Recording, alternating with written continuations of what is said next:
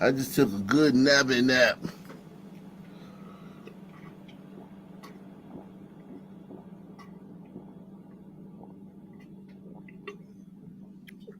I just took a great nappy nap.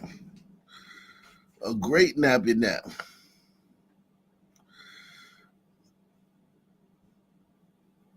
Man, that was one for the ages, man.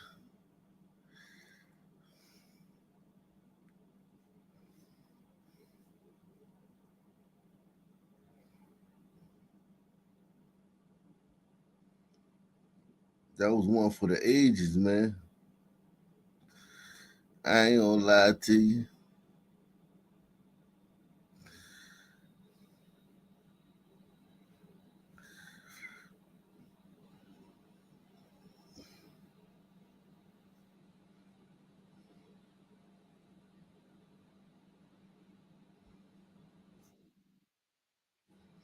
Mm.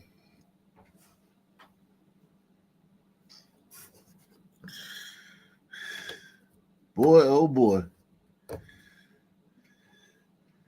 We about to get into it, man. We about to get into it, man.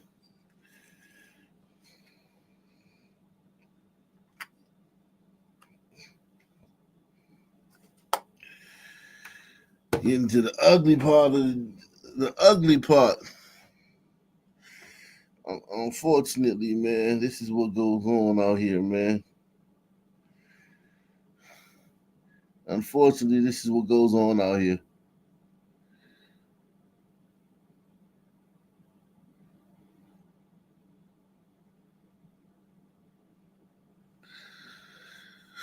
Unfortunately, this is what goes on out here.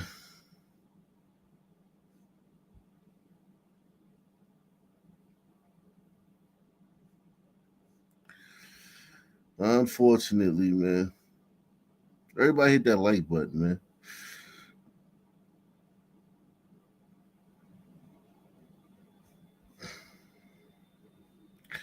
Everyone hit that like button, man.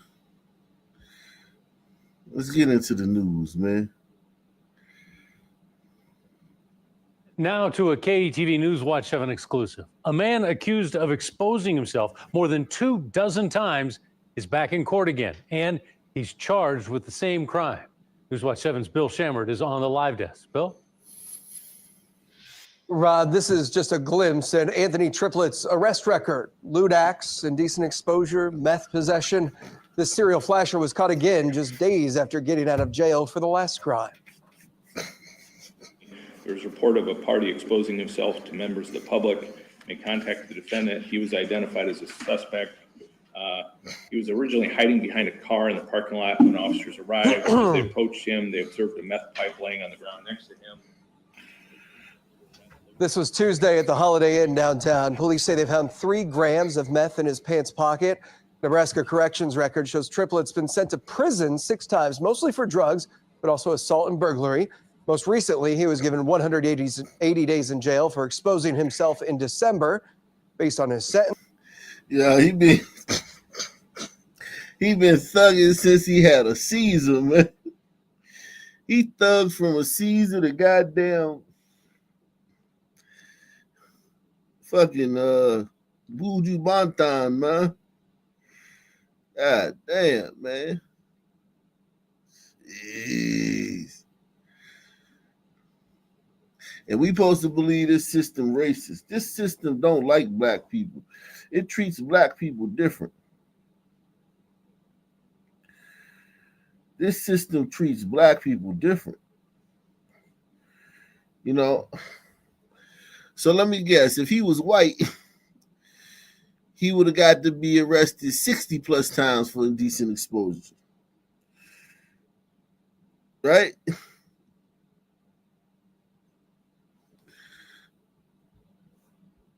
And good time, he would have been released Saturday. KETV investigates, combed through dozens of court records. We found he's been convicted of at least 32 counts of lewd acts or indecent exposure, oftentimes in public places like bar patios and hotel lobbies. Many times he's also found with a small amount of methamphetamine. Triplett told the court he would like an inpatient treatment program. He has a combined $40,000 bond on the drug and loot act charges. He'll be back in court in April. Julie? All right, Bill, keep us posted.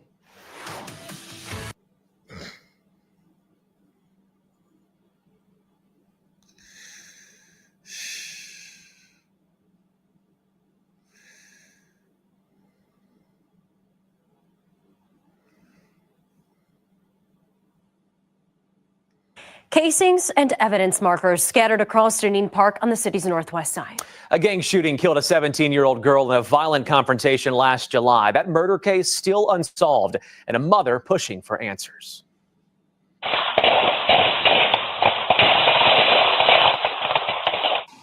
And we now know more than 100 shots were fired from 19 different guns. Investigative reporter James Stratton giving us a rare inside look at the tool. 100 shots was fired from 19 different guns. You talk about a shootout. 100 shots was fired from 19 guns. And what, one person got killed? She probably wasn't even involved in it.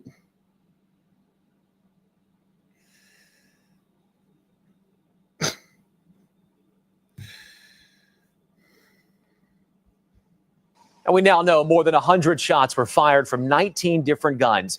Investigative reporter James Stratton giving us a rare inside look at the tool police are using to solve the crime and introducing us to the mother who won't stop fighting until police make an arrest. Tanya Green wears a piece of her soul on her shirt. Amir was my heart. Amir was my soul.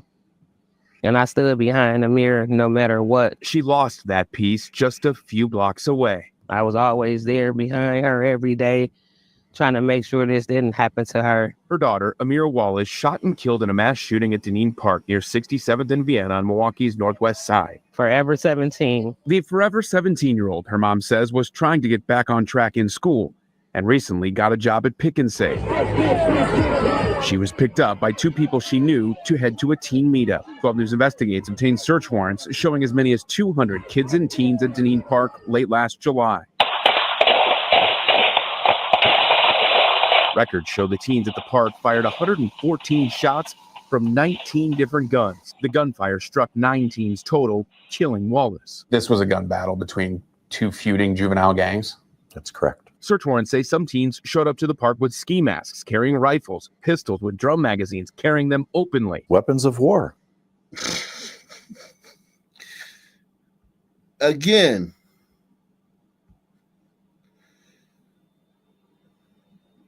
how are black people being treated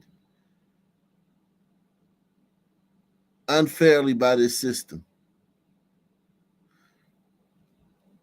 Show me the white kids that are running around like this so we can compare.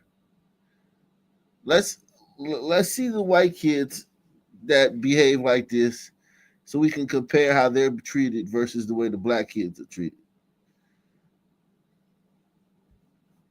Somebody send me that, man. Yeah, smash that like button, man. Smash that like button. Don't hesitate, man. You don't have to wait, man. You don't have to wait. You don't have to debate, man. Smash that like button, man.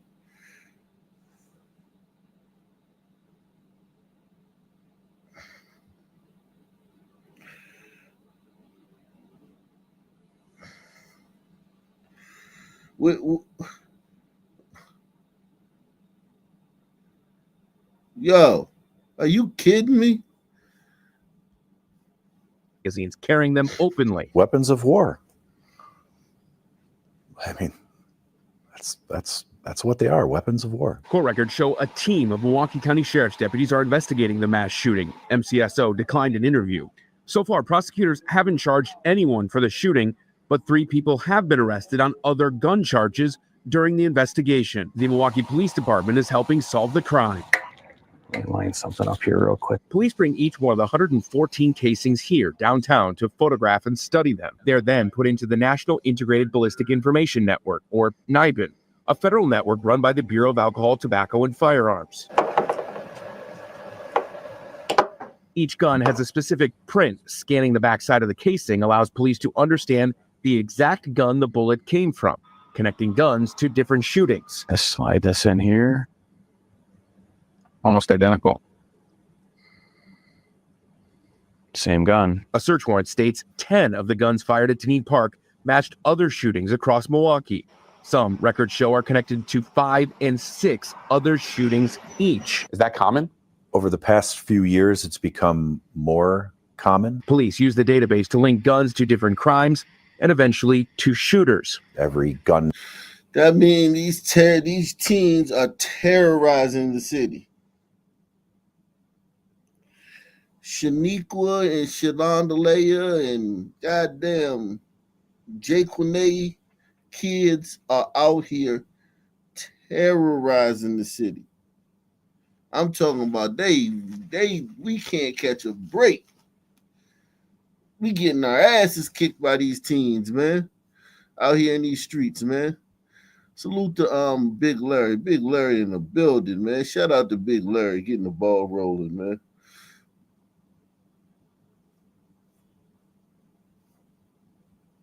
That's taken off the street. Every violent offender that is doing prison time is one more day that they're not out committing crime. Even after police match the gun, they need to figure out who pulled the trigger. In this case, they matched cell phone device data to connect those devices to other shootings. 15 cell phones matched in Gnng Park and other shootings connected by matching. Look at all this police work they doing, man. Matching the bullets to the guns, matching the guns to other shootings. All this shit they doing. All this evidence, irrefutable evidence they got on these teams.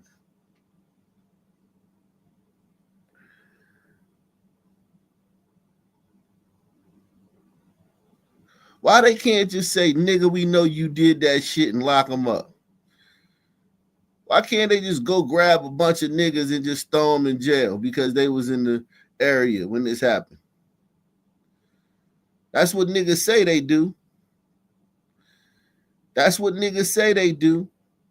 Why can't they just start grabbing these little fucking niggas up like they did that goddamn student in Boston?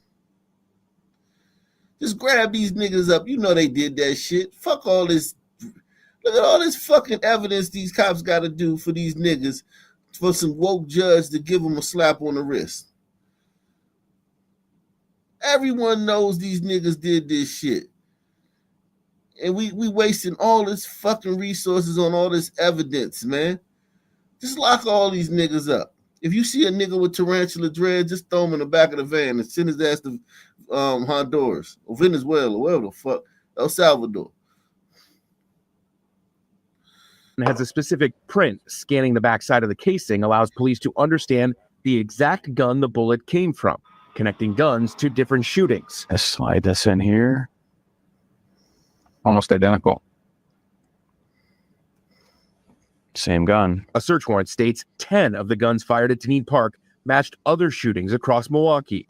Some records show are connected to 5 and 6 other shootings each. Is that common?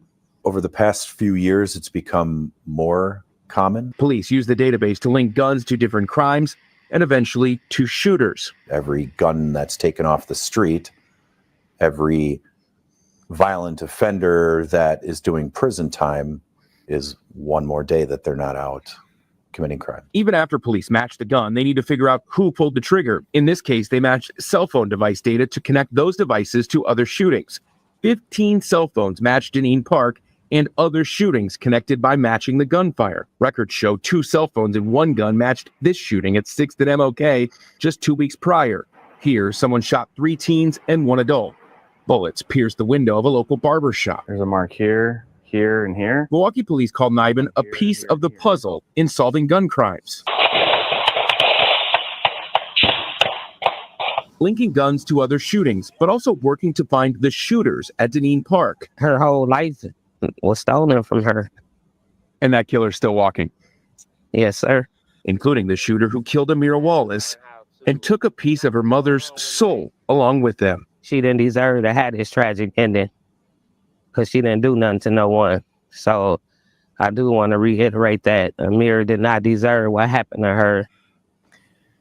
Powerful words there from a grieving mother. James, those two scanning machines run 24/7. And police say they're seeing more shots fired per shooting because of the rise of automatic gunfire in our city. Seeing dozens, if not more than 100 casings, like at Gnng Park, at a scene, they say slows down the process. As for the investigation, the sheriff's office says they are looking for suspects and do have active warrants for people. All right, and that investigation.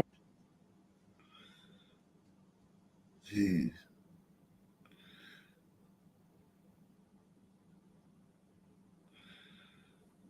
And then the next story is about some fucking bullshit racism or some shit.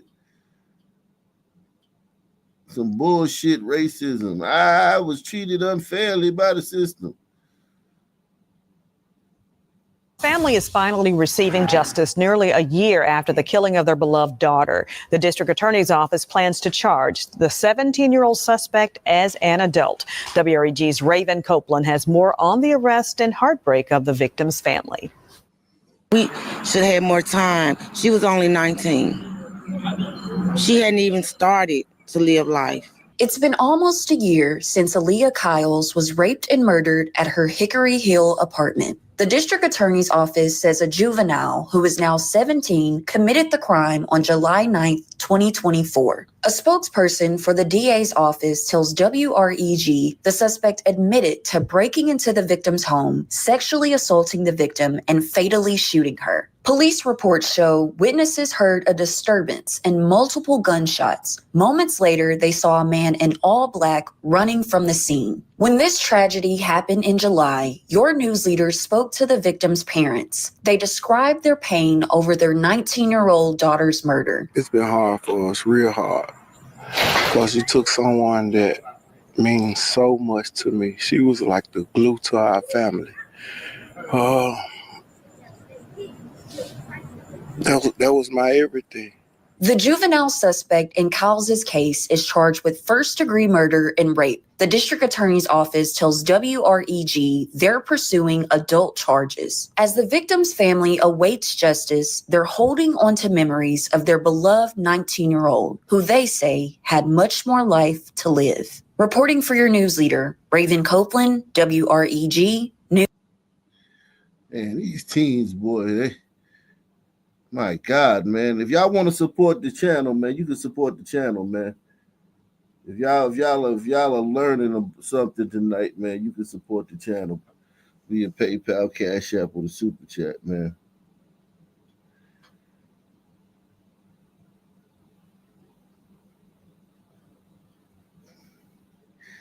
These teens are fucking breaking in women's houses and raping them and shit. Shooting up fucking everywhere. And it's like you we try to act like this isn't happening. Like the only person that got shot last week was Sauce Walker and shit.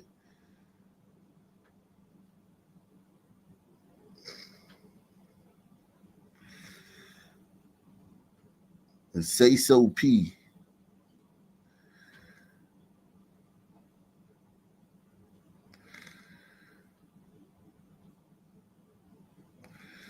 New York cops think the shooting may be linked to an ongoing dispute at school, and the suspect may be a classmate. We first told you about this gun insanity yesterday on Eyewitness News at 5. A 16-year-old boy who lost his life, Sincere Jasmine is his name. He had just gotten off a bus in Jamaica, Queens, and the gunman was just waiting for him.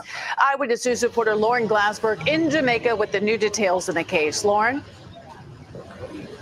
Yeah, Sade and Bill, police say they know who they are looking for and that the suspect and the victim did have some sort of beef, and it didn't turn violent at the school, but instead about 3.5 miles away here in Jamaica. And the suspect collapsed less than 24 hours ago just outside this bodega behind me. He's gone forever. A grieving great aunt furious that her 16-year-old nephew was killed yesterday. Sincere Jasmine was on his way home from school. He'd just gotten off the Q83 bus on Liberty Avenue when he was shot in the torso. Surveillance video shows him walking less than a block to a corner deli where he's seen sitting down before collapsing. people coming to his aid. I don't even know how to feel. I feel numb. Today at the same deli, Michelle, who says Jasmine is her older brother, and Jalen, his girlfriend. He was a gentleman. He was like sweet. Like, he was always there for his friends. Anybody who he loved, he was always there for them. He was very genuine, loyal. They shared with me a video clip of him rapping about bullets. Bullets giving you cancer. They say the shooting stemmed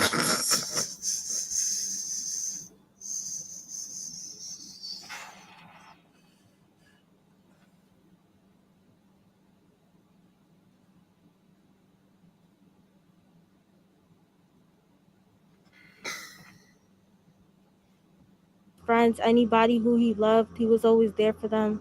He was very genuine, loyal.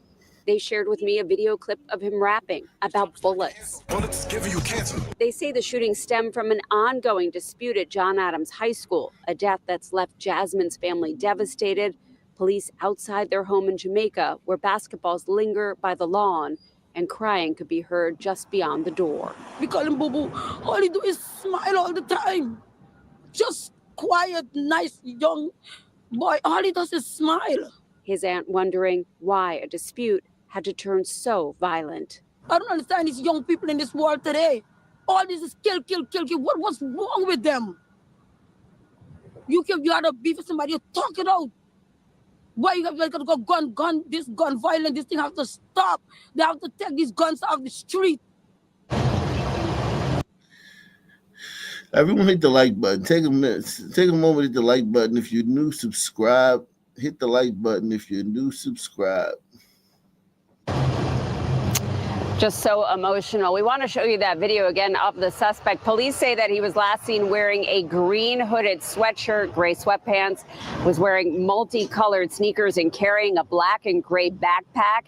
If you know where he is, you are urged to call police. The victim's family is calling for justice. Live in Jamaica, Lauren Glassberg, Channel 7 Eyewitness News.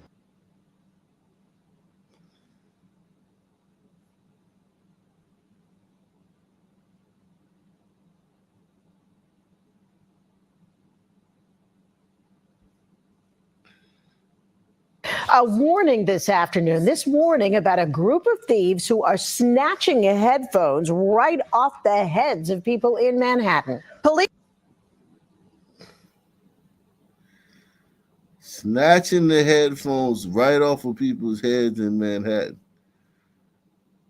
Come on, y'all. We the only ones covering this, man. We ain't talking about motherfucking some bitch how to get some bitch to like you and shit like that, man. Or who snitching on who. This is what's really going on in the streets. This is the channel you guys should be supporting, man. You should hit the like button. You should share the video. Hit the super chat. Shouldn't just be staring at the wall, man, over here, man. I don't give a fuck who's snitching on who. I want to know where these motherfuckers. Look at these motherfuckers. Look at these young people. Look what the fuck they're doing on the streets, man.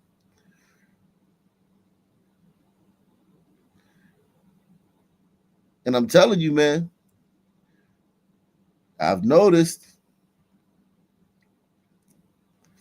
since Trump came into office, a lot of people have stopped talking about this. And I get it. The algorithm swayed towards Trump. And I'm not knocking anybody. And I'm not speaking about anybody in particular. But the algorithm has swayed towards Trump content. You know, political, immigration, yada, yada, yada, yada. So it's almost like it's easy to forget that this is going on every day. It's easy to forget that this is going on every day because a lot of people have stopped covering it. A lot of people have stopped covering this. Press one. A lot of people have stopped covering this. But this is still going on. These son teens are out here. This shit is rampant.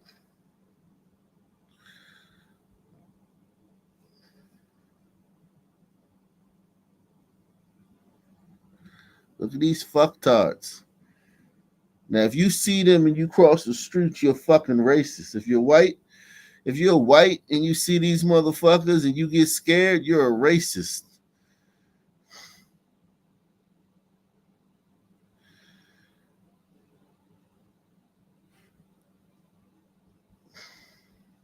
A warning this morning about a group of thieves who are snatching headphones right off the heads of people in Manhattan. Police released these photos of the suspects who they say rip people off. They ride up on a bike and next thing you know, your headphones are gone. The crooks have struck at least 7 times. Eyewitness News reporter Kimberly Richardson live this afternoon in the Meatpacking District.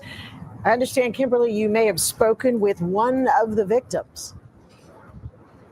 I did, Sandra, and it only took a few seconds, but Emily Rella tells me what happened to her still haunts her to this day. She never heard or saw them coming, that group of suspects riding that bike, but they clearly scoped out the 31-year-old, and when she least expected it, they made their move. The headphones that she was wearing at the time, they were $600. They were a Christmas gift from her dad. March 17th, Emily was walking alone along Jane Street in the West Village. It was just after 4 in the afternoon, so it was broad daylight. Emily tells me initially 2 men on separate bikes stopped near her so she couldn't move. A third on a bike came up behind her, snatched her headphones, and rode off. It wasn't over. About 20 seconds after that, a second group, about 3 people on bikes, rode past her. Now, Emily believes they were backup in case things didn't go as planned. That same day, police say the group carried out copycat robberies at 6 more locations in Manhattan over the course of just 3 hours. Emily was not physically hurt, but tells me she will never wear headphones again and that every time she sees someone riding a bike, she jumps. She's sharing her story only with Eyewitness News. Every time she sees someone riding a bike, she jumps. And that's real, man. That shit traumatizes people, man.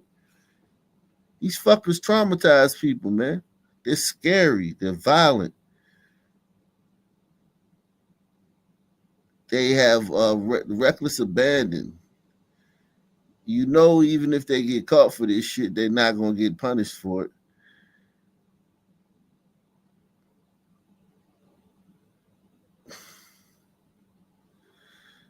Damn right she's scared every time she see a nigger on a bike. At 6 more locations in Manhattan over the course of just 3 hours. Emily was not physically hurt, but tells me she will never wear headphones again and that every time she sees someone riding a bike, she jumps. She's sharing her story only with Eyewitness News. Monetary things can always be replaced, but when you do something like that to somebody, and I don't need to be dramatic by the word traumatized, but it is traumatizing, and you're really affecting somebody's ability to continue on with their day-to-day life. And I'm going to be terrified walking around the city now and nervous. And I've lived here for 10 years and never felt like that. So I just think, I know it's young kids, no one really knows what they're doing, but you're really affecting someone's psyche and their ability to function. And I think that's the worst part. And sources tell Eyewitness News a 14-year-old is in custody involved in one of the incidents in Harlem. In that incident, a 33-year-old man wearing headphones was targeted. Police are looking for more suspects, at least 5 others. For now, we're live in the Meatpacking District. Kimberly Richardson, Channel 7.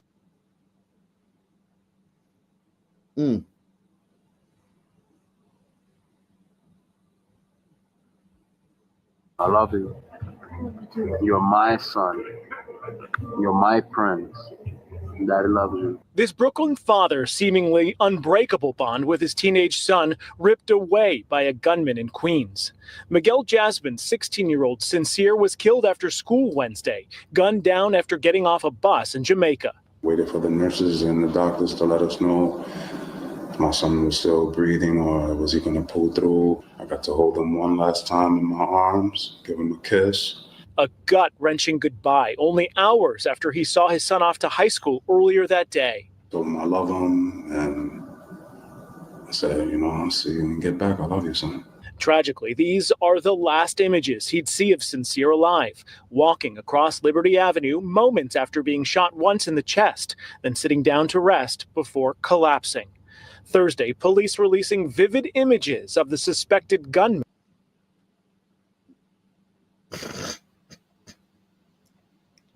Shout out to Boy Kachina, man.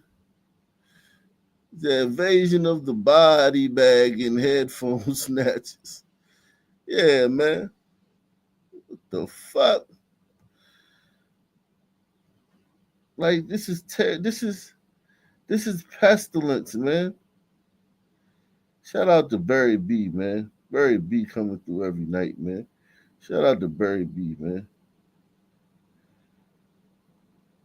This is pestilence, man. I ain't even gonna hold you, man. This is pestilence. These broad daylight shootings too. This is, I think a lot of people don't realize like what you won't do in public. Half of y'all wouldn't even fart in public. I'm talking about an audible fart. Half of y'all, if people were around, y'all wouldn't fart. Press 1.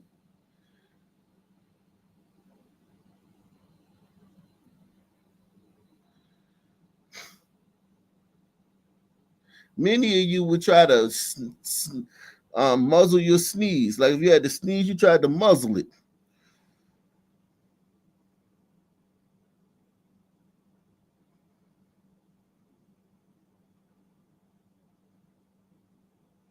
These motherfuckers shoot people in broad daylight,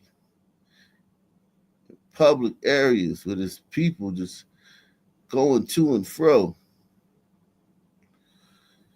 And we got to hear about how like the systematic systems they are disenfranchised and vulnerable. Like this is when they talk about vulnerable populations and shit, they talking about this nigga. And those other niggas running around stealing people's headphones. Vulnerable populations and shit.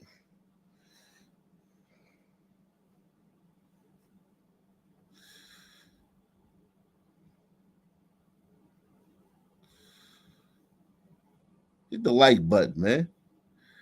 We can spread this message, man. Get back in the algorithm. Y'all not doing y'all part. Keep hitting the like button, man. Keep hitting the like button, man. Subscribe to the channel too if you're new, man. If you're not subscribed. Fucking apes, man. Not They've been hunting. I never seen him a day in my life. Never. What do you think when you see him? I hope they find him. Jasmine says his son was headed to the music studio before the deadly encounter, explaining he was headed to the studio. Let me guess, man. He was trying to be the next Outcast, right? The next Tribe Called Quest, right? He's trying to be the next Fugees and shit, right? This nigga know what type of music his son was making. Shout out to Ray Wall, man. Ray Wall in the building. This nigga knew what type of music his kid was making. And I know the father's grief stricken, and I know he's probably from the streets too. But if your son's making that type of rap shit, man, that type of drill music and shit, if he's in that type of world, man, you gotta treat that like he's on fucking crack, man. You literally gotta treat your son like he's on fucking heroin and try to like remove him from that shit. If your son is drill rapping, it's just as bad as having a kid on fucking heroin.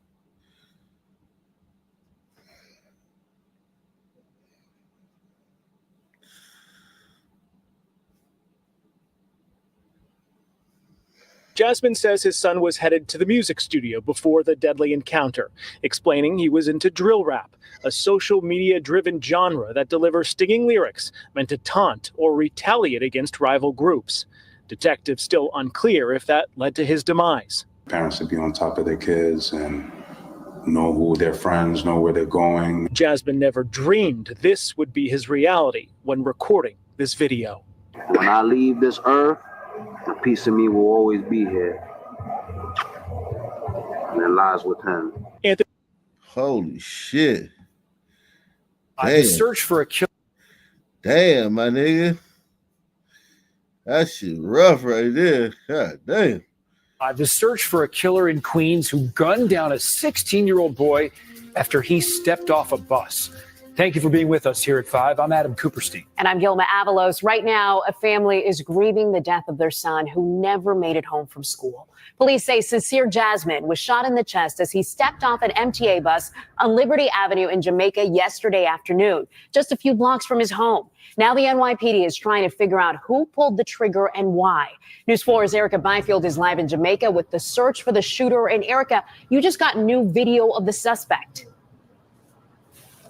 Yes, Gilma, we did. We want you to take a look at this video. Take a look. Hopefully you can see it right now. The images the police are releasing of the suspect. It's someone in sweatpants, a sweatshirt. You can see he has on white Nike shoes and appears to have a backpack on his back. According to sources with knowledge of this investigation, they're telling us that this shooting may be gang related. Earlier today, as you mentioned, we reached out to the victim's family. They tell us they're looking for answers. Outside and, he's just a kid, Sincere Jasmine's uncle among those gathering at the 16-year-old's home. Stunned, the high school student is gone, murdered, shot in the chest just a few blocks away from where he lived. Stunned. They're stunned. They're stunned that their drill rapping nephew met the fate of other drill rappers. They're stunned.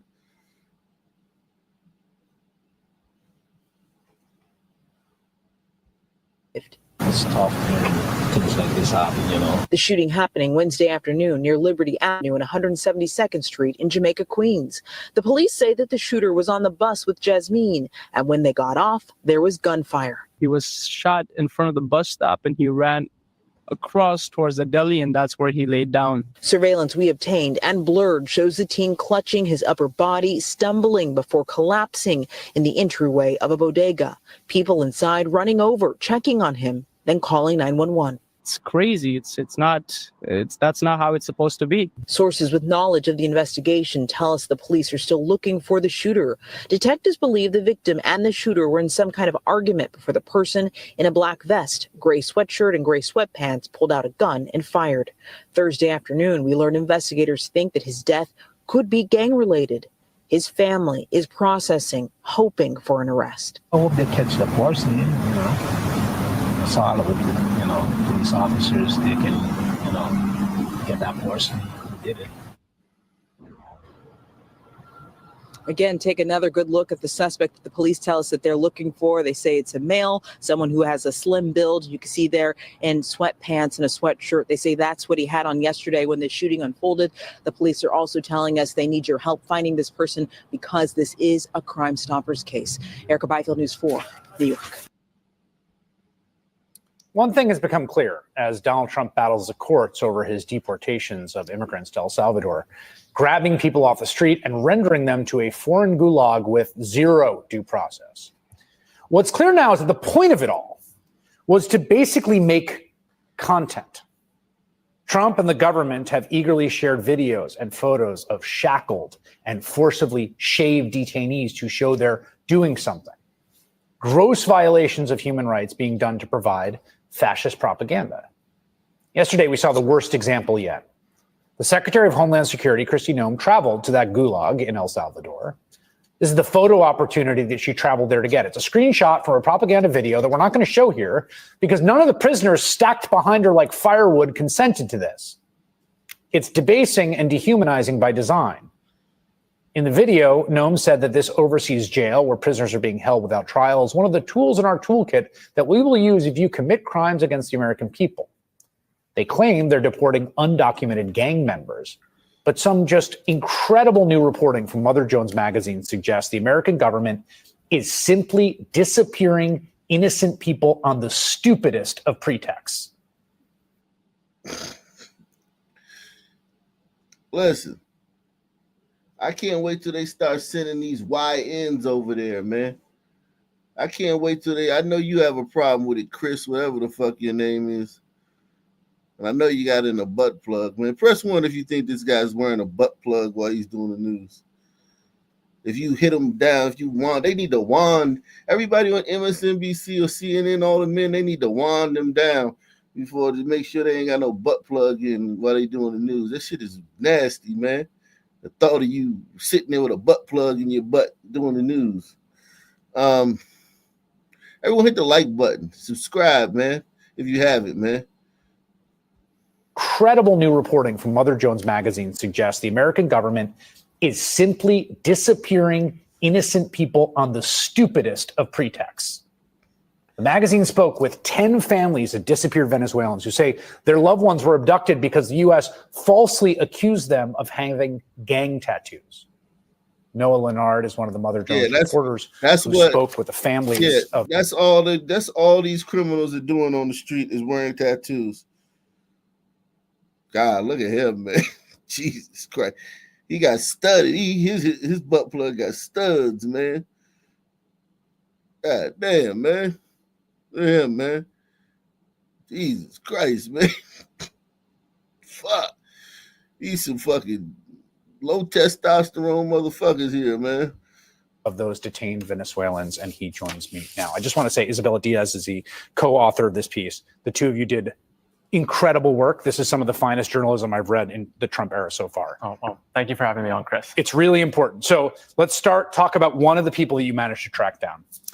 This is the family of Neri Alvarado. Tell me about who Neri Alvarado is. So Neri Alvarado, he actually celebrated his 25th birthday a week ago in this gulag.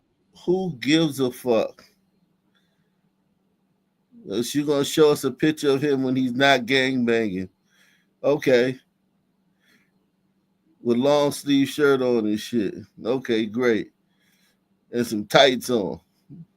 So there's a picture of him with some long sleeve shirt and some tights on. All right. Shout out to Boy Kachina, man. He says, bait beats by Ak merch. Die burst. High pitched shrieking. Strobe light synced to electric shock. Pepper spray fog. With snatch headphones reused. That's beautiful poetry, man. I ain't gonna lie, man. That's deep, man. That's deep. I felt the energy of the city. I felt like I was walking down down the street in New York City, man. Feel the concrete, man. The wind against my face, man. Salute, man. Everyone hit the like button, man. Smash that like button, man. Let's beat the algorithm, man. That you talked about in El Salvador. He came to the United States last year from Venezuela, had been working in a bakery there. And I talked with his sister and his boss, and it was just immediately apparent just what a sweet man he is. His 15-year-old brother has autism. He has an autism awareness ribbon tattooed on his leg. And he only has 2 other tattoos. And this is part of the reason he was targeted. One says brother in English. The other says familia, family. And he talked to his sister and he says, this is someone who wouldn't even hurt a fly. His boss absolutely loved him, had invited him into his home many times, vouches for him 100%, yet he was taken in by ICE in early February and told explicitly, you're in here because of the tattoos you have. Yeah, can we show that one again? Nelierson, this really broke me. This is a tattoo with his brother's name, Nerlielson, and an autism, that's the autism awareness sign. And that tattoo, we think, is part of what got this guy grabbed, deported, and stuck in a prison with a shaved head, stacked in those cells with zero way to get out because of that tattoo. Yes, I mean, it is hard to believe. I mean, but we spoke with 10, like you said, 10 families. All 10 of their relatives had tattoos. It's, there might be some people who were sent there who didn't, but clearly they were targeting people who had these tattoos. Oh, God. So it's tattoos. That's what the problem on these streets right now is. Too many tattoos. A warning this afternoon. Too many tattoos, man. This afternoon, a family is grieving after this mother was shot in the middle of an Orange County neighborhood. The suspect, her husband, is now charged with first-degree murder. Today, deputies plead with other families dealing with domestic violence to just reach out if you're in any danger. We broke the news yesterday at 4 when deputies responded to a neighborhood near Ronnie Circle and West Livingston Street in Orange County. We later learned a woman was shot to death. West 2's Tonight Gabrigadakis joins us live from the Orange County Jail this afternoon. Tonight, investigators are still trying to piece together what happened. Yeah, it's just very heartbreaking. And they tell us that the victim's husband, Lamar Bryant, was arrested today and is charged with first-degree murder. And just like we have many questions, the victim's family tells us they too are trying to figure out how and why this happened. This is something that we're never going to forget. This just happened. So we need time to grieve and be there for each other. Cordasia Page and Takia Bryant are sisters who are mourning the loss of their mom, Takesha Eads. She was 42, a mother of 4 with 4 grandchildren. Deputies in Orange County found the woman shot to death at her Orla Vista home on Tuesday. I was laying in the bed with my wife watching TV. So I heard like 4 or 5 shots back to back. Boom, boom, boom, boom, boom. Could have been 5 or 6 shots. Takesha's husband, 41-year-old Lamar Bryant, is accused of killing her. He was arrested on Wednesday and is now charged with first-degree murder. I was the only sibling with my own dad. My other 3 siblings, that's their dad. I really don't have too much to say about him because at the end of the day, the Lord is going to deal with that. He's going to have to go before glory and answer to God. But I do know it's crazy to say my mama forgives him because just the type of person she is. Her daughter. So if your mom's this great person, how come these great sisters is always with these piece of shit motherfuckers? All these God-fearing, holy fucking black women is always with a goddamn, I'm talking about a fucking demon shit stain motherfucker. Like the woman who got killed on her conjugal visit the other day. She was all holy and shit, and she married a motherfucker who killed 4 people and didn't show no remorse. And she married his ass behind jet bars and shit.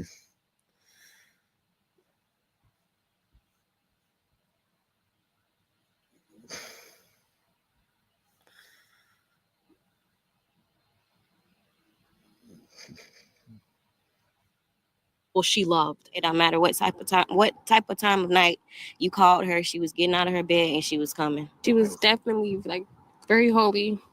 She helped everybody out.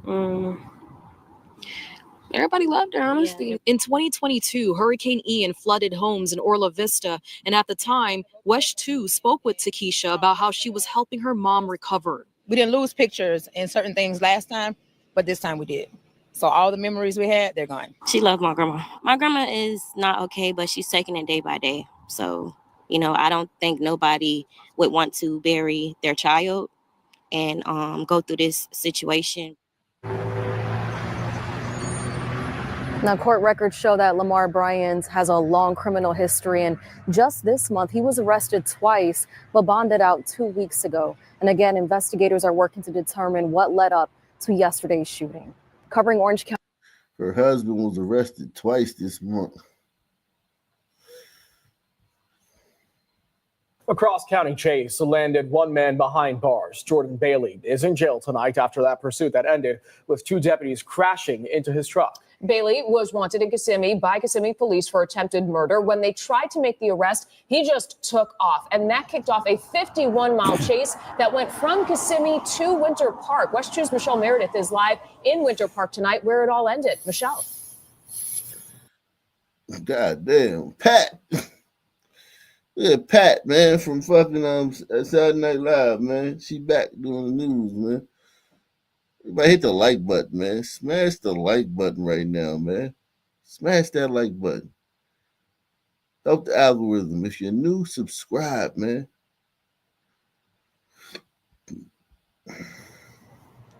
Well, this crash happened in an area you're probably very familiar with. We're on Clay Street, which leads directly to College Park in Orlando. There's Fairbanks. There's the Fairbanks restaurant. And right here is parts and bits and pieces of the cars involved in the crash. Look at this. Well, I was like, this must be something big. For Rhonda Harmon, it started as just another day at work until... And then all of a sudden I heard this bam. I was like, oh.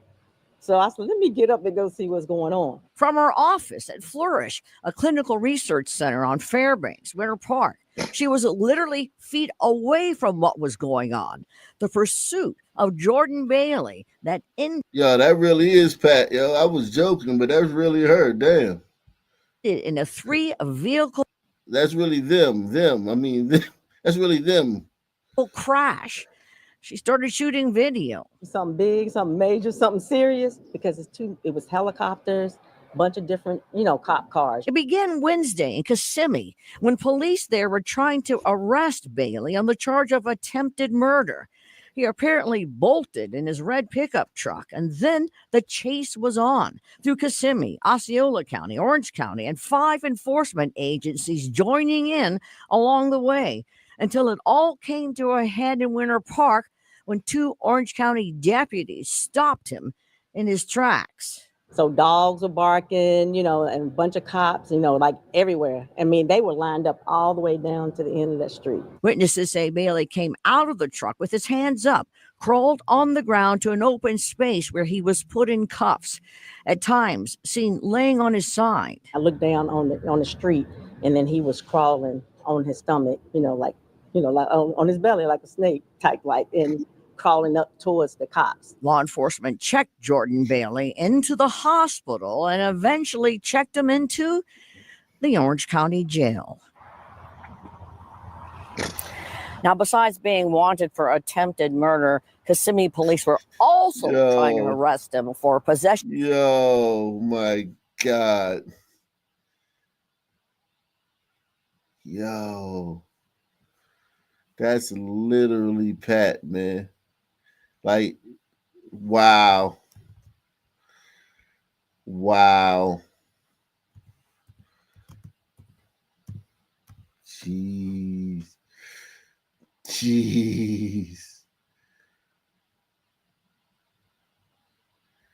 Yo, that's literally Pat, yo.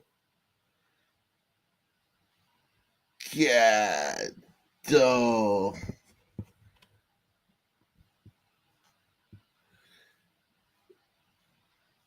Wow.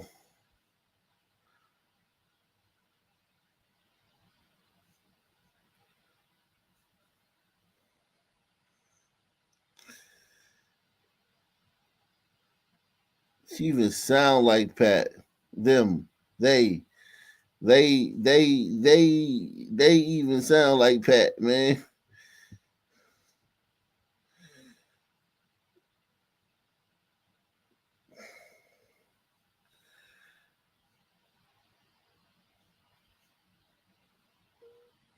Jeez. Shout out to boy Kachina, man. He say smash, man. I don't know about that, man. I might have to pass on Pat, man. I might have to pass on Pat. I done did some strange things, man, but I might have to pass on Pat, man. Fuck.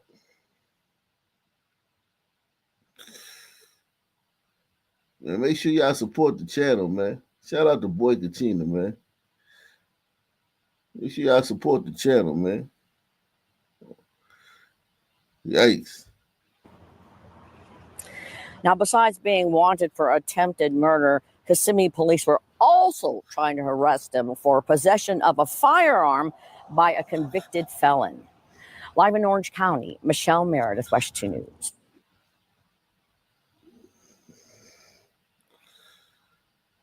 Man. Tonight, State Attorney Monique Worrell's office is telling West 2 investigates after... Oh, my God. The state attorney is a sister. Yikes. State attorney's assistant. Tonight, State Attorney Monique Worrell's office is telling West 2 investigates after getting new information in reference to the Pulse nightclub shooting, and because of the tremendous impact the tragedy had on our community, it will look into the matter to determine if there is a need for additional investigation. For years, West 2 Investigates has been digging into claims by Pulse survivors that conditions at the nightclub kept victims from finding a safe path out. Oh God, no, we're not going down that road.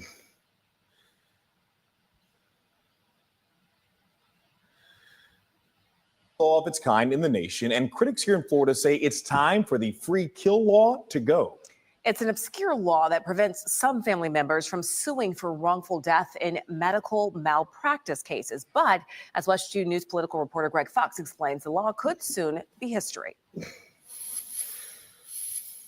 Working for 5 years since my dad died, begging people to listen, and no one would listen. Mary Jo Kane Reese has only photos and memories of her father, Thomas Kane, following his death in 2020 from what she calls medical negligence. Kept crying about it. You were crying? Did anybody answer your cry? Yeah, a little bit. Following a stroke, months in Brevard County hospitals and healthcare facilities, Kane contracted fatal pneumonia. She wanted to sue, but can't under a wrongful death law unique to Florida.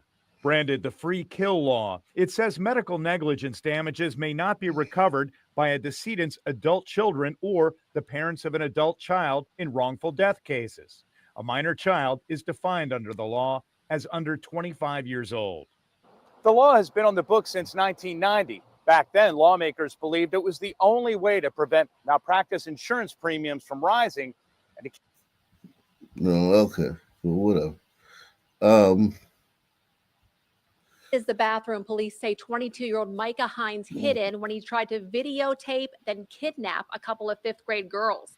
When police later caught him, they say he confessed to it, saying he did it because he has a fetish. Did one of your kids walk home when there was someone at large? Emotion spilled over as more than 100 concerned community members gathered at Clarkdale Jerome Elementary School tonight. I know he goes home at night and loses sleep. I know Mrs. Westcott goes home at night and loses sleep. So how dare anyone say that we're not doing everything to protect these kids? The meeting put on by the district and police after they say a man jumped a fence and hid in an outdoor girls' bathroom during fifth grade recess, then tried to videotape and grab a couple of the students. When he put the video down so that he could look into the other stall, the girls saw the camera, and they gave a great description of the camera, his clothing. One mom said her daughter saw it all happen. I can't imagine that if my daughter walked into that bathroom by herself and didn't have no friends with her, what would she do? I don't know what she would do. Like, nobody would know because there's nobody around. The suspect, later identified as 22-year-old Micah Hines, ran off and caught public transportation. Police say surveillance video shared on social media led to tips, and eventually they arrested Hines in Cottonwood later that night. Please do not report to campus. They told me don't report to campus. One parent, William McDougall, was concerned that his 3 kids were released to walk home alone at regular dismissal time, though Hines wasn't in custody. I understand what you're saying, and I understand your frustration, but it was a very rapidly moving event that we felt. I just want to say this, man. This community, right?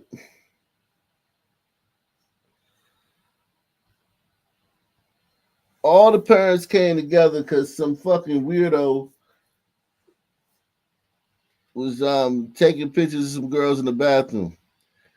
In the black community, you could have like fucking 8 teens at this school could get killed.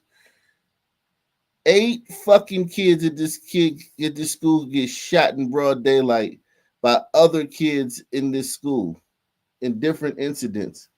And they would never have no fucking meeting like this. Press 1.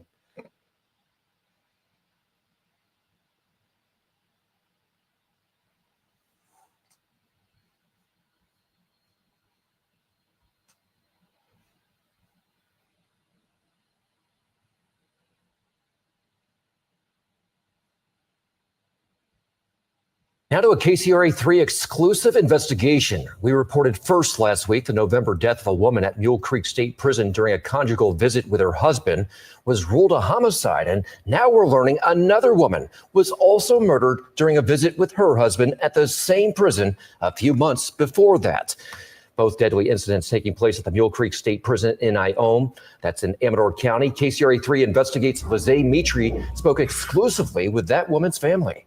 Curtis, this family saw our investigation last week after the murder of 62-year-old Stephanie Dowles, and they said they felt compelled to come forward with their story. We were born and raised in San Francisco. We were raised by our grandparents. And this is just a little collage of her life. Janine Rojo and her cousin weren't just close in age. We've literally been together since birth. They did everything together until July 1st, when everything changed. It's just tragic what happened. Her cousin, a single mother of one, died. Tanya Vanessa Corpus Thomas, she was 47 years old. She says Thomas spent more than half her life battling lupus, but the family learned the disease is not what killed her. For her to be taken away this way, it's gut-wrenching. The Amador County District Attorney tells KCRA3 investigates Thomas's husband, 48-year-old Anthony Curry, is charged with her murder. I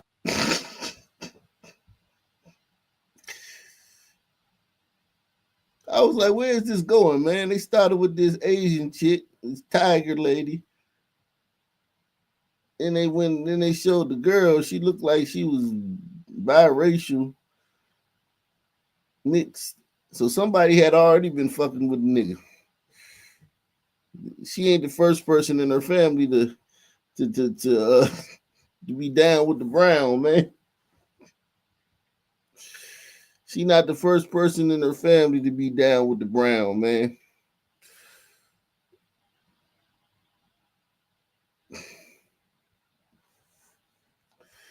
Her mother was down with the brown.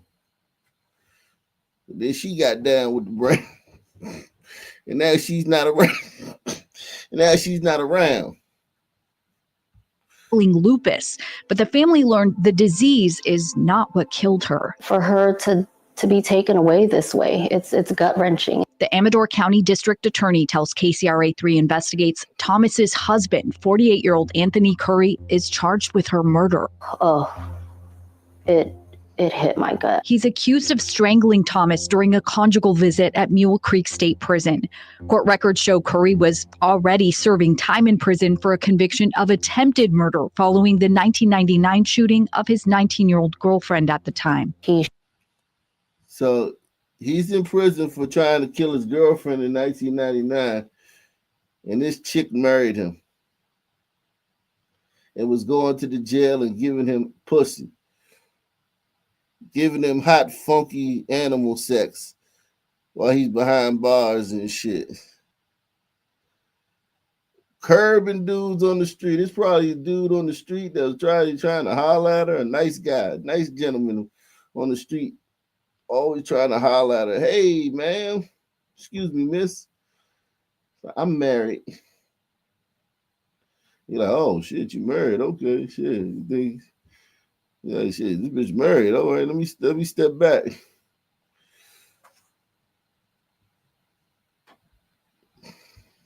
Already serving time in prison for a conviction of attempted murder following the 1999 shooting of his 19-year-old girlfriend at the time. He shot a girl in the head and dumped her body, so he left her body for dead. She was found at a remote truck stop in Richmond, barely alive. A gunshot wound to the head left her permanently blind and partially paralyzed. He's a violent person. Rojo says she had no idea. Permanently blind and partially paralyzed. This nigga shot her in the head, and this bitch came back and married her, and we supposed to feel sorry for this chick. Hit the like button, man. Let's see if we get some people to support the program, man. See if we get some sponsors to help support the show, man. Anybody want to sponsor the show? This is insane, man.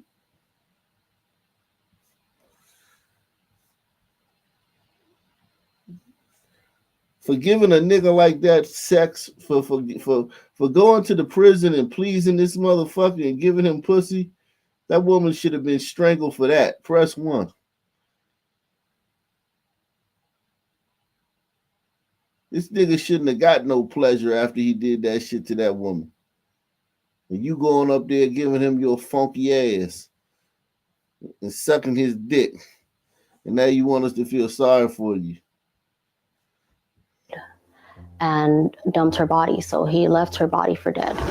She was found at a remote truck stop in Richmond, barely alive. A gunshot wound to the head left her permanently blind and partially paralyzed. He's a violent person. Rojo says she had no idea her cousin even had conjugal visits with him. With that history of severe violence, why are they being allowed to have these visits unsupervised? It's something she kept. Why is yours?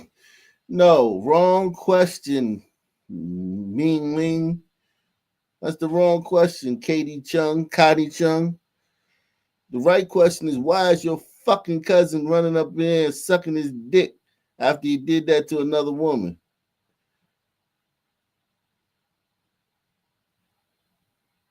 Why is your cousin running up there giving him, letting them, busting it open for a real nigga? After while there's some lady laid up in a fucking hospice somewhere, blind and paralyzed and shit.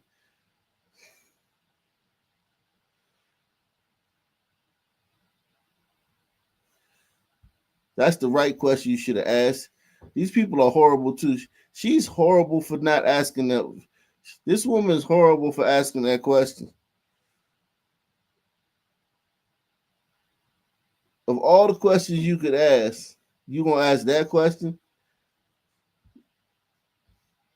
History of severe violence. Why are they being allowed to have these visits unsupervised? It's something she kept to herself until she saw the story on the November death of 62-year-old Stephanie Dowles. 4 months after a woman died while visiting an inmate at Mule Creek State Prison, we've learned her death is now deemed a homicide. Another woman killed at Mule Creek State Prison during a conjugal visit with her husband, a 4-time convicted murderer. I was sick to my stomach and I was in tears. She could no longer stay silent. I'm not against conjugal visits. However, you're not. After this, you're still not. Damn. What would it take for you to be against them? I mean, I'm not against them either, but damn, you should at least be against them. I know this is gonna fuck it up for the next guy though. These 2 cases are gonna fuck it up. They about to end the conjugal visit program at that prison. I'll tell you that much. There's already 2 murders at Mule Creek. What can be done to prevent this from happening again? Maybe put more prison guards out to do more safety. How about you funky ass hoes stop meeting these guys who fucking these goddamn psychopaths who are in prison for these violent, debaucherous crimes? How about you funky assholes stop running up there and giving them pussy? How about that? How about that? Salute to Deluxe 247, aka Cal Ripken, aka the real MVP, coming through once again.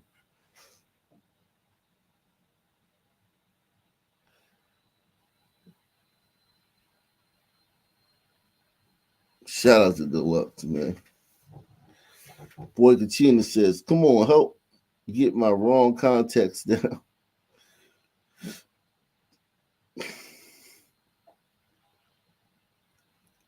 Cat. I don't know what that emoji is.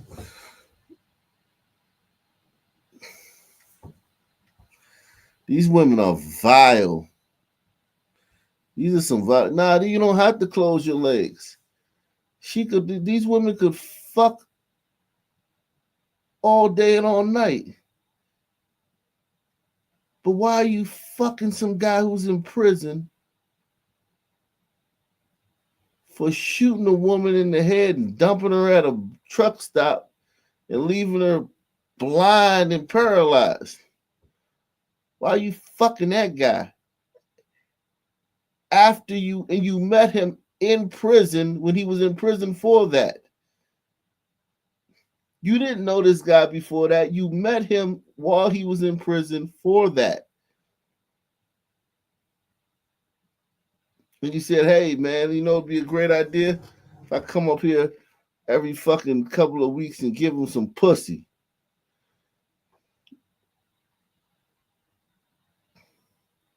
I come down every day and come down here as often as I can and fucking let him skeet, use me as a cum dumpster. That's a great idea.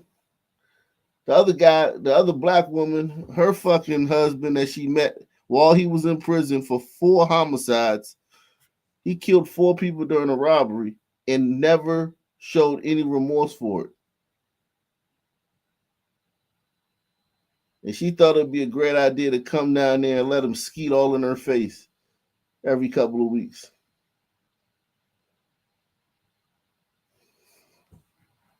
And then the question that they're asking is, why aren't there more guards in the room where she's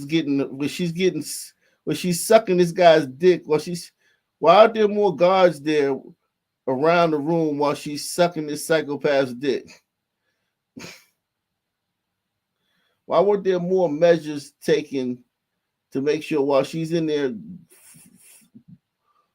letting this guy fucking blow her back out? Why haven't there been more measures taken by the jail to make sure that while she's getting her back blown out by this psychopath, that, you know, if he snaps on her, they can be, you know, right there, Johnny on the spot, to stop him?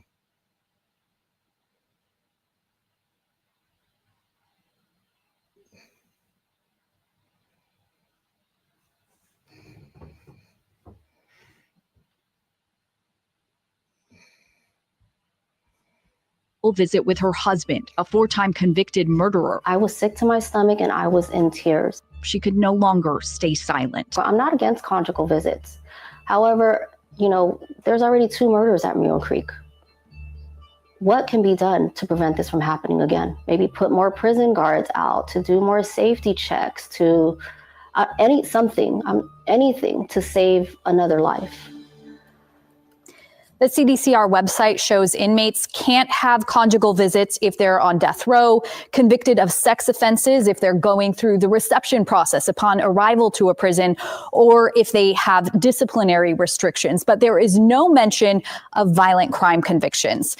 CDCR says inmates have to apply and meet strict criteria to earn the privilege of family visits. And they say these visits are meant to support family connection and rehabilitation. Okay, so a lot of people would say 1 murder is too many, 2 murders, way too many. What security measures are in place to protect people who are there visiting? Right, we had to go through their manual to see what do they do, how do they make sure people are safe. What we could find is inmates have to present themselves for a count at least 4 times in 24 hours, and the prison can order unscheduled inspections, but otherwise the manual really highlights that they try to ensure the inmate's privacy. But we know about a second case because the family came forward. How many other cases are there that we don't know about? Right. And we have asked the corrections department and they responded to our inquiry, answering everything except for that question. So we followed up and we are hoping to hear back from them soon. All right, Lizzie, thank you. And while the November death was ruled a homicide, Stephanie Dow's husband has not been charged with murder. The prison says it is still investigating. Damn. I actually would have sworn that I had seen every kind of murder you could imagine. Name a location, a victim, a motive, a suspect, a weapon. I've covered 10 of them. But never a woman killed on a conjugal visit to a husband. A husband who's serving 4 life sentences for murder. That one is a first, for me, anyway. Still, if any inmate would strangle a loving and trusting and clearly devoted spouse, David Brinson is a pretty likely candidate. Back in 1990, Brinson stormed into a Los Angeles apartment aiming to rob a retired tavern owner who he thought was a drug dealer. But alas, there were no drugs. There were no big wads of cash, just 4 men sitting there watching a basketball game. So David Brinson made a plan. He forced all 4 of those men to the floor and he shot them one by one in the backs of their heads, also known as execution style. David Brinson was convicted of that, and he was sentenced to 4 consecutive life terms with no possibility of parole. And at some point, while David Brinson was marking off those long days at the Mule Creek State Prison in California, he connected with Stephanie Dowles on the outside.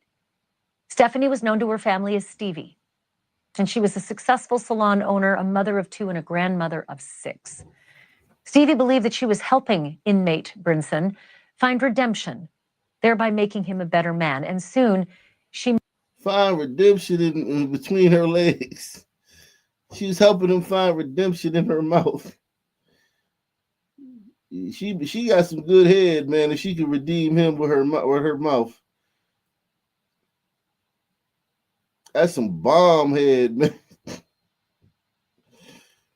She got that good, man.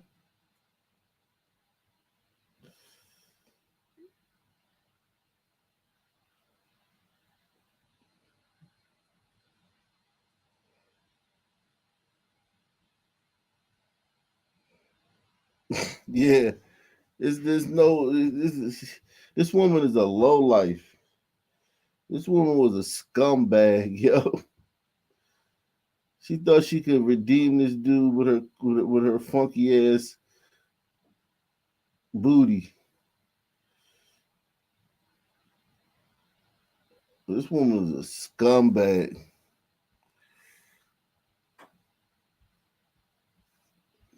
He married him. Not long after that, the state of California allowed her to be alone with him during something commonly known as the conjugal visit. Nowadays, there are only 4 states that allow conjugal visits. Bet you didn't know that. California is one of them. Inmates with good behavior can earn what are called family visits that take place in apartment-like facilities on the prison grounds. And those visits can last up to 40 hours. That also surprised me. Stevie and David, they were on a conjugal visit last November 13th when David picked up the phone and told the officers that his wife had passed out. The paramedics tried to revive her, but less than an hour later, Stevie was dead. For the next 4 months, her family was led to believe that Stevie died of natural causes. But then the coroner determined something else. Coroner determined that Stevie was strangled, apparently by the man she married and conjugally visited at the prison. While Stevie's last visit on November 13th seemed to be the final chapter for her, we are now learning some new details. David Brinson had apparently engaged in several conjugal visits with Stevie, including one in which her 3-year-old grandson was present. This woman took her 3-year-old grandson up there for a conjugal visit. And I wouldn't put it past her if that dude was in the kids. I wouldn't put it past her. Yo, I would not put it past this woman, this sister. If that dude was like, yeah, man, I'm in the little kids, that she brought her little grandson up there and let this dude molest her grandson. You can't put nothing past them. Once you start putting stuff past them, that's when you really start, that's when you fuck up. You can't put nothing past these people, man. Everything's on the table, man. Everything's on the table, yo. Everything is on the table, man. Everyone hit the like button, man. Hit the like button, subscribe, support the channel via PayPal, Cash App, or the Super Chat. Everything's on the table with them. I would not be surprised. I ain't even gonna lie, man. If she brought that little boy up there to get molested because she loved this motherfucker so much, this psychopath so much. November 13th, when David picked up the phone and told the officers that his wife had passed out. The paramedics tried to revive her, but less than an hour later, Stevie was dead. For the next 4 months, her family was led to believe that Stevie died of natural causes. Coroner determined that Stevie was strangled, apparently by the man she married and conjugally visited at the prison. While Stevie's last visit on November 13th seemed to be the final chapter for her, we are now learning some new details. David Brinson had apparently engaged in several conjugal visits with Stevie, including one in which her 3-year-old grandson was present. Let that sink in for a hot minute. He's a multiple murderer with a wife and grandson on the premises. We've also learned that Brinson attempted to take his own life back in July and failed, and yet was still allowed his visits with Stevie afterwards. As of yet, no charges, additional, I should say, have been filed against Brinson. DA says he's still waiting for a full report from the prison. But Stevie's family is heartbroken. They want justice, not to mention answers. They want answers. Why are murderers? Nah, fuck that. No justice, man. No. No justice for you, man. No, nah, we ain't wasting time on this case, man. We got other cases, man. You got other cases to do, man. You ain't clogging up the criminal justice system for this shit, man. This woman is a scumbag, yo. With multiple victims being allowed these family visits. Why did it take 4 months to classify Stevie's death as a homicide? And how many more times will prison officials let this kind of thing happen? Because I hope you have a drink, because this story is about to take a turn sideways. Stevie was not the only woman killed on a conjugal visit at the Mule Creek State Prison. Also last year, on July 1st, Tanya Thomas was allegedly killed by her domestic partner during her visit to the... Both of them sisters. Both of them sisters. Both of them sisters.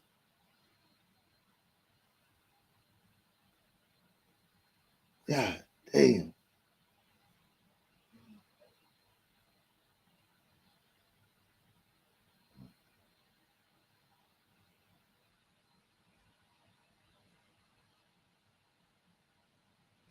I tell you, man. Whew. Prison. A partner of hers, Anthony Curry, is a convicted carjacker and attempted murderer, and his case just went to the DA in December. I'm joined now by Stevie Dell's daughter, Natalie Jimenez. Natalie, thank you so much for being with me, and I'm so sorry for what you and your family are. No, I'm so sorry for what your mother did. Fuck that shit, man.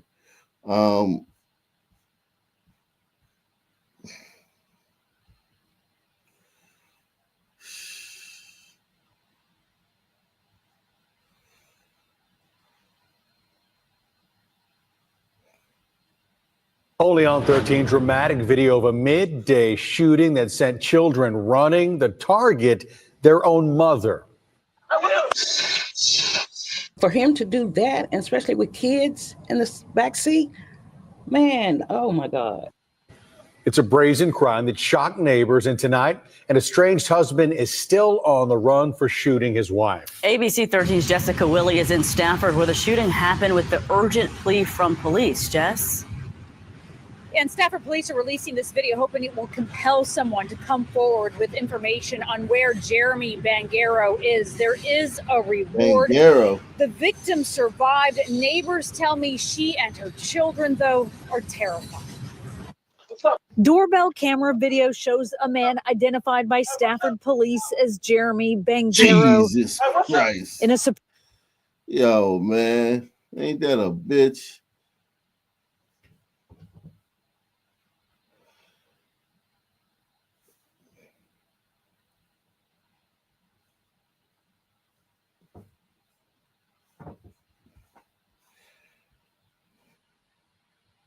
Jesus Christ, man. Hit the like button, man. Smash that like, man. Everyone smash that like button right now, man.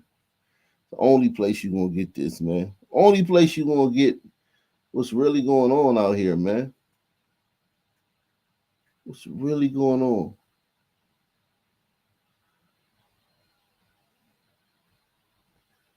This the sludge of Blackistan, man. This is the sludge, man. This is like taking a fucking stick and scraping. This is like when you step in some shit. How many of y'all ever stepped in some shit before? And you take this a little stick and try to scrape the stick out of the grooves on the bottom of your shoe. That's what we covering here, man. That's what we covering here, man. Make sure you support the channel, man. So you make sure you support the channel, man.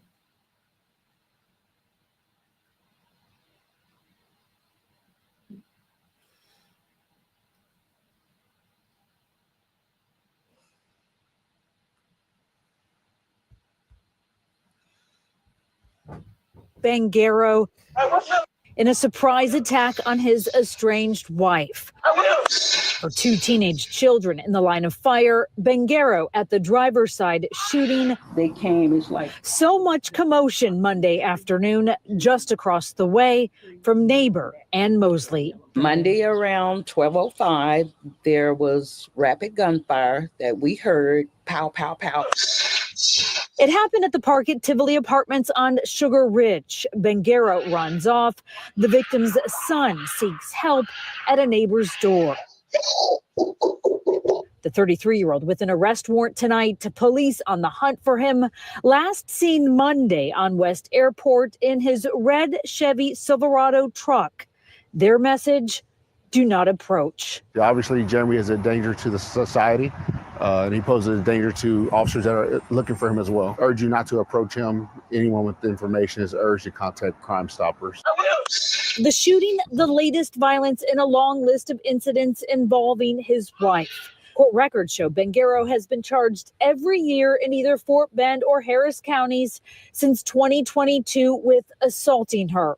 In fact, he was released from jail at the end of January after an 80-day sentence for family violence. He got credit for 50 days time served. A couple of them parked. Neighbors say the woman had left him. The couple had no children together. They did not live together, but they recall fighting outside.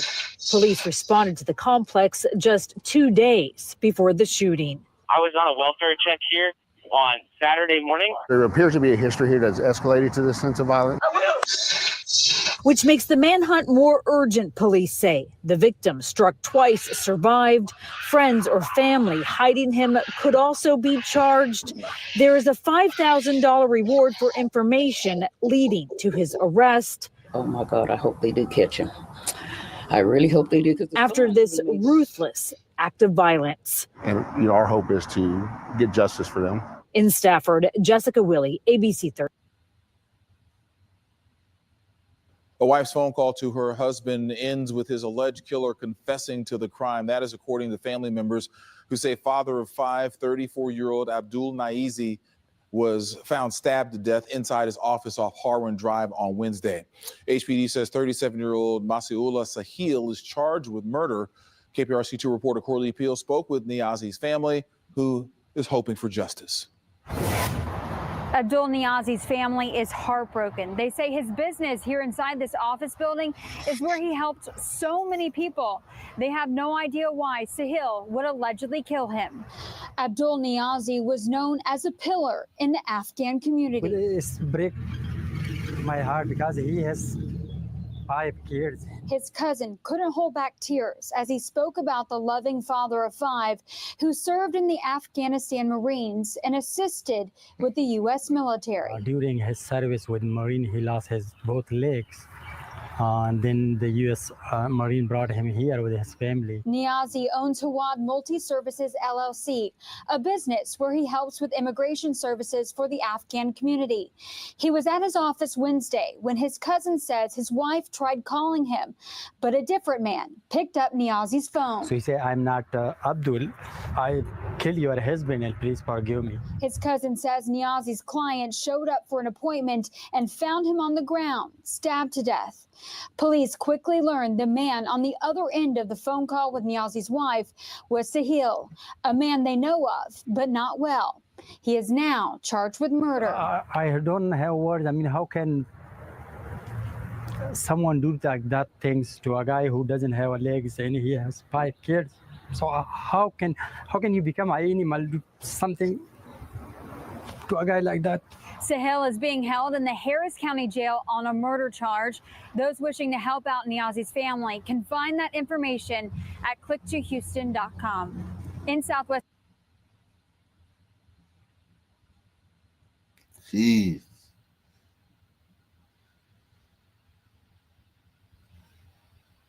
Jeez. Days ago, 3 women from Rochester, New York, were here in Chicago to celebrate a birthday and left behind one heck of a surprise. They decided to dine and dash after greasing their fingers on chicken wings, eating Alfredo, and washing it all down with flights of drinks. The server went to the table. They asked for the ticket to be split. She left from this table behind me to a few steps away, clicked the button. As she left, they got up one at a time and walked out.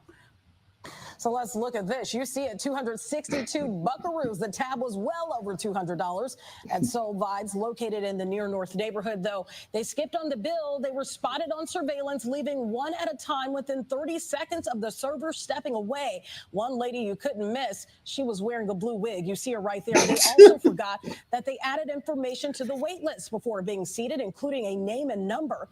And to add insult to injury, the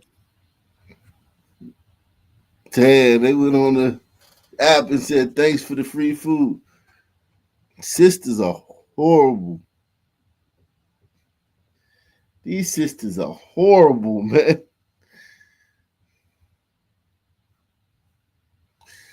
God damn, these sisters are horrible. You hear me? Jeez. also forgot that they added information to the wait list before being seated, including a name and number. And to add insult to injury, the trio laughed about it right there on social media, tagging the restaurant and telling them thanks for the free food. Sadly, it's not the first time. The owners own 5 restaurants and have seen an uptick in dine and dash incidents. It's a crime that impacts the owners and their wait staff. Some places do make the servers come out and pay for those bills, but Fab and Soul Vibes here, they don't make us pay for it. That's really grateful because $300, $400 could really break our bank for that day. Labor cost is up 35%. Product cost is up 35%. And I used to say the industry used to be an industry of nickels and dime. Now it's an industry of pennies and nickels. So when you get these dine and dash incidences, you know what I mean? You know, the consumer or the people who are doing this dine and dash might think, oh, it's just $100.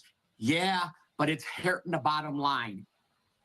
It's a greedy crime all the way around. Now, we did blur those people's faces because they have not been charged with a crime, but a police report was made. Chicago police are now investigating. If charged, the suspects could face a Class A misdemeanor for theft of services under the amount of $500, punishable by up to 1 year in jail and a $25.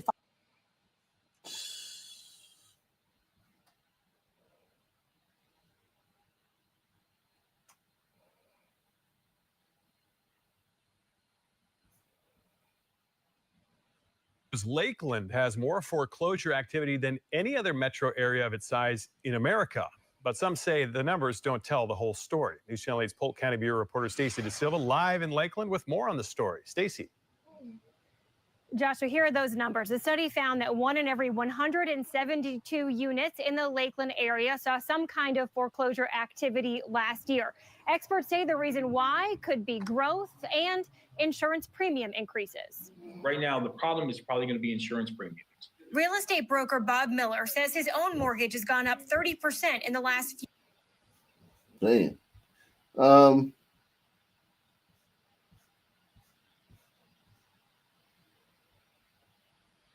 Jeez.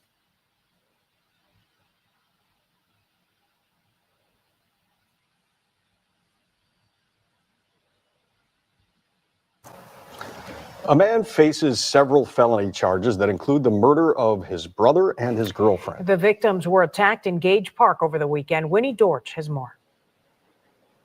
Yeah, police say Robert Romo stabbed 2 women and shot 1 man. The family says the man he shot was his actual brother. Now he's facing 2 counts of first-degree murder and 1 count of first-degree attempted murder. Female 64-year-old Rita Chavez and 63-year-old Richard Romo both killed in their Gage Park apartment Sunday evening around 10 p.m. Chicago police say Robert Romo is the one to blame. The 57-year-old is accused of stabbing Chavez and shooting Richard in the 5300 block of South Kedzie Avenue. And the apartment's in disarray right now. Everything's thrown everywhere. Richard was shot in the head. Chavez stabbed several times. The family tells WGN Robert and Richard are brothers. Police say Robert Romo then went next door to just one more sports bar. That's 5332 South Kedzie Ave. Caller states male Hispanic, has a gun and is shooting in a bar. While guns still in hand, police say he attacked a 44-year-old woman at the bar, stabbing her. Romo was taken into custody after the attacks.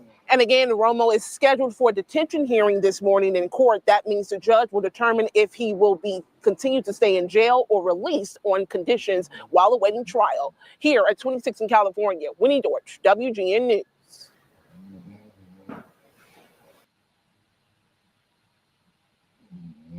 New here at 5, a woman speaking out alleging her husband had been beaten by Chicago police following a traffic stop on the west side earlier this week. He is facing 9 counts, including resisting arrest. WGN's Courtney Spinelli talked with the man's wife. Family of the man arrested says this all unfolded in this area nearby their home. We're told this allegedly started with a traffic stop for a broken taillight. Hey, y'all, please do not touch her. Do not touch my kids. Come on. Patricia Emery shared with WGN a video she took as her husband, 39-year-old Marquise Emery, was arrested Tuesday. According to a Chicago police report, Emery, whose license is revoked, was pulled over near West Race and North Laramie Avenues. Patricia says she was on the phone with him at the time. They pulled me over. My taillight is, why you didn't tell me my taillight was out? I said, well, I didn't know your taillight was out. And he said, the police have me pulled over, but I gave them my insurance. According to the arrest report, Emery was asked to step out of the van but refused numerous verbal commands. At that time, he allegedly took off from the traffic stop. And he said, I'm kind of scared. Patricia claims she went to go meet her husband, but he was already back behind the house at the same time officers were approaching. 2 officers jumps out with their guns and put his hands, and I just started recording. And they asked him to get out the car, and he like, get out the car for what? Patricia says her husband was pulled out of the van and officers began punching him, claiming he didn't do anything to provoke officers reacting like that. The nearly 2.5-minute video WGN viewed doesn't show the beginning of the interaction. Now put your hands behind your back. A CPD arrest report disputes the family's claim, saying Emery refused to exit the vehicle, at which point they decided to place him under arrest. It says he bent an officer's pinky and ring finger in the opposite direction and was pulling his arms and body away.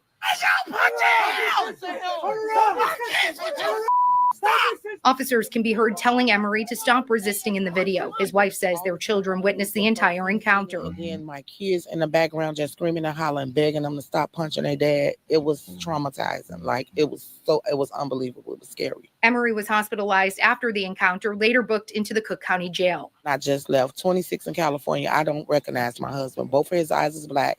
He has a fractured nose. He was in the hospital. Officers found a knife in Emery's pocket during the arrest, which landed him an extra charge. He's facing 9 counts, including aggravated battery of a peace officer, resisting or obstructing arrest, fleeing and eluding, and sale or possession of a deadly weapon. Family says they just want justice for what happened. But a simple thing as a traffic stop causes him to have a broken nose, 2 black eyes, wounded on his whole left side. A judge today ordered Emery be released on electronic monitoring with home confinement. He is expected to be out by tonight. In the Austin neighborhood, Courtney Spinelli, WGN News. All right, we're getting closer and closer. More and more Fever girls are returning to the lab, right? The team shared some footage of Lexi Hull back working out. Lexi Hull with Caitlin Clark made cameos in this video. Brianna Turner in the video as well. Brianna Turner has been around the team a lot, so it seems to seem, or it appears to be, that she's putting in a lot of extra work and obviously could be an integral part of the team by the time the season tips off. But Lexi Hull back from unarrivaled. You see Caitlin Clark in the video in the background. There is Brianna Turner. As I mentioned, Clark has clearly been putting in work consistently, but the Fever sharing these workout videos to feed and the famished fan base That's been the case. The fan base that is so hungry for more. But this is a fan base that is going to be introduced to a not. Yeah, man.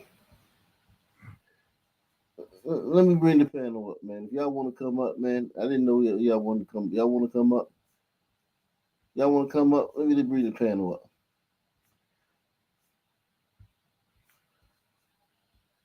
Let me bring the panel up. If y'all want to come up, man.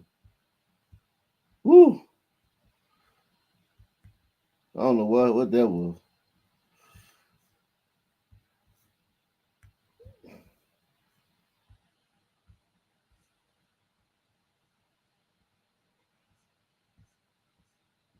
Link in the description box, man. Link in the description box if you want to come up. If you want to come up.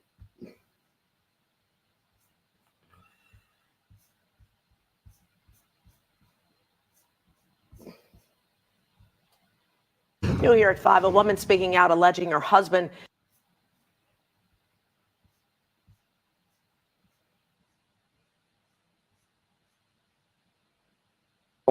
Chicago police are questioning a person of interest in the shooting death of a 13-year-old boy. He was shot inside of a home in Englewood. Our SL Rizai is live at Chicago Police headquarters with more on where the investigation stands now. Asal. Yeah, Marie, from what we've heard over police radio, it seems like it was a chaotic scene for police to try and process. I'm told the parents are beyond devastated, still trying to piece together exactly how this happened. 1 GSW to the left side of the chest. Police and first responders rushing to this home on 65th Place near Normal Boulevard just before 7 o'clock Monday night. They're working on them right now. They found 13-year-old Tawan Tribble shot in the chest. You can hear responding officers passing along witness accounts over police radio. It sounds like shot in the back room of this location. Witnesses in here say that they saw another individual run out of the room after they heard a gunshot. The boy was taken to Comer Children's Hospital and pronounced dead. It's a delicate situation. That's where Pastor Donovan Price met with the victim's parents shortly after the shooting. And when you get that call as a mom, it's devastating if the child was shot in the house and that someone was taken for questioning afterwards. It comes just days after an 8-year-old died and a 5-year-old was left wounded in a shooting in the Grand Crossing neighborhood. Yo, these black communities are so fucking violent, man. Jesus Christ.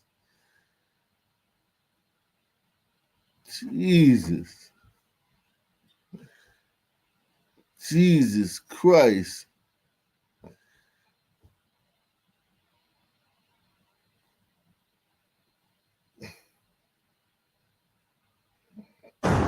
Developing right now at noon, a family tragedy after 4 people were killed in an attempted murder-suicide.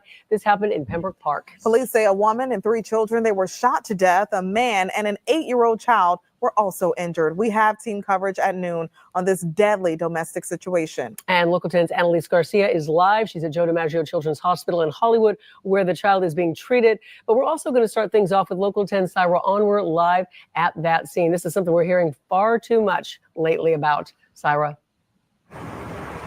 Christy and Alexis, the details of this incident are absolutely horrifying. It all happened last night on the 4th floor of this apartment building here in Pembroke Park. And this morning, the Broward Sheriff's Office is giving us a few more details about the people who were involved.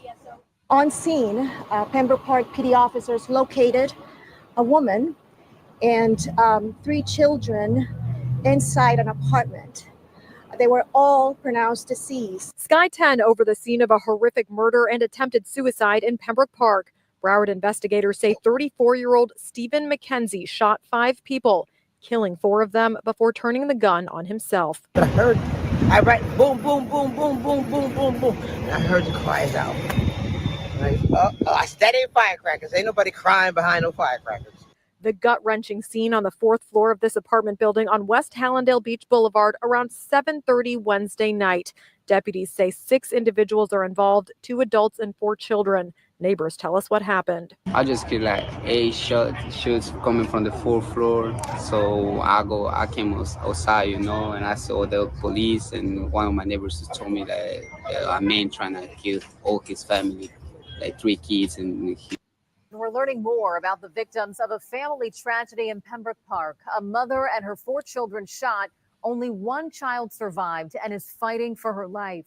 Deputies say the man who pulled the trigger then tried to end his own life. And tonight we're hearing from the father of 2 of those children in Local 10's Charles Damn. live now in Hollywood. He killed somebody else's kids. That nigga killed somebody else's kids. Wow.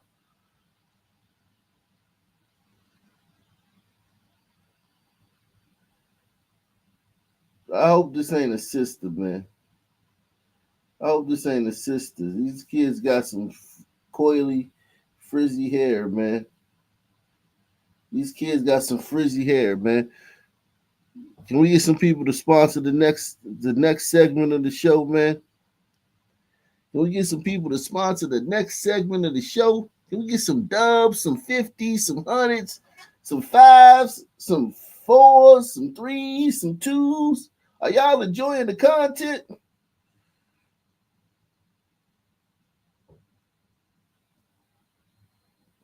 I hope this ain't no sister, man. I hope this ain't no sister, man. This nigga killed her other baby. Oh my God. So she got kids by one nigga, and she not with that nigga no more. And then she got with a fucking psychopath like they always do. And he killed the kids that she had with another nigga. Yeah, this wasn't even meant to be an anti-sister show, man. I didn't come on here and say, hey, man, I want to come expose how horrible sisters are. Did I? Did I? Who thinks I did that? That I came on here and I was like, yeah, I want to expose how horrible sisters are. Sisters are pieces of shit. Let me expose them. I didn't come on here with that agenda tonight. Golly, man.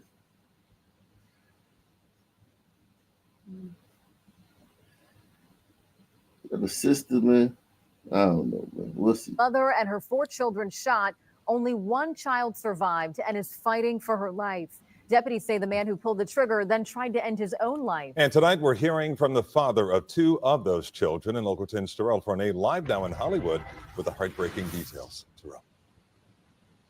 And Calvin, those children were from 2 different relationships, but they were all siblings and they shared the very same mother. Tonight, family members are telling us that the lone young survivor is remaining strong here in the hospital as she continues to fight for her life.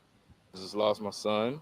My daughter's fighting for her life right now. It's a double dose of pain for Kelvin Solomon. It's hard to really put it into words. Both of Kelvin's kids were among 6 people shot Wednesday night in a family tragedy.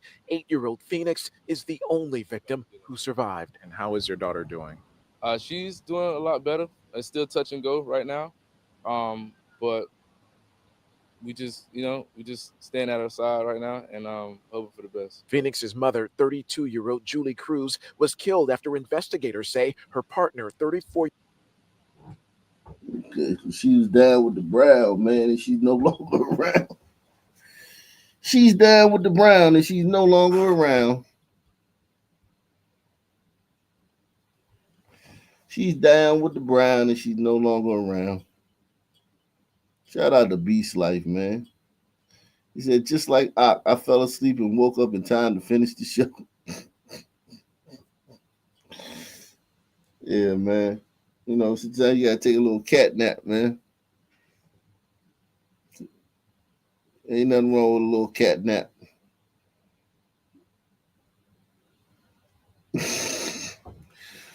Oh, this look like a Latina, man. 4-year-old Stephen McKenzie opened fire on his family inside of the couple's 4th floor Pembroke Park apartment building. Everybody in this building heard it. You couldn't miss it. Detectives believe that accused gunman then shot his own 2 sons, Nova and Emery, a pair of toddlers, just 2 years old, killing them both. And then they say he shot their other. Yo, that nigga is a bitch. That nigga is a straight up hoe. He's a bitch ass hoe, pussy ass, bitch punk ass nigga, man. And let me tell you how fucked up the black community is. It's somebody who know him that'll be mad I said that. I promise you. This is how crazy the black community is. There's somebody that know him that will be mad that I said that.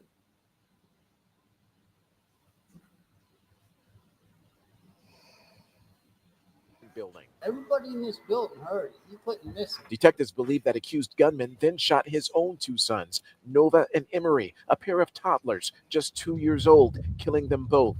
And then they say he shot their other siblings, critically injuring Phoenix and killing Zion, who were from a previous relationship between Julie and Kelvin, all before turning the gun on himself. I just don't know why he would do something like that. It's a question that I don't know if I will ever get the answer. My son was very brave in trying to protect and shield his mother and his siblings from this cowardly attack. I said no. Here is video from social media of Julie in happier times with her toddlers. They looked happy. It was a nice, beautiful family. The husband, 15, 20 minutes before it happened, he was at the laundry. The laundry basket is still at the laundry room. A domestic violence tragedy that has robbed the world of 4 young shining lights. Zion, in fact, excelled at sports. Actually, he just won the championship in the iSports league right here. He just gave this to me and his grandma maybe about 2 weeks ago. So as that father mourns the loss of his son, we know that he is praying for a positive outcome for his daughter, who he tells us it remains in critical condition here in the hospital. We know that that accused gunman is also receiving treatment at Hollywood Memorial Regional Hospital for that self-inflicted gunshot wound, but he is technically in the custody of the Broward Sheriff's Office.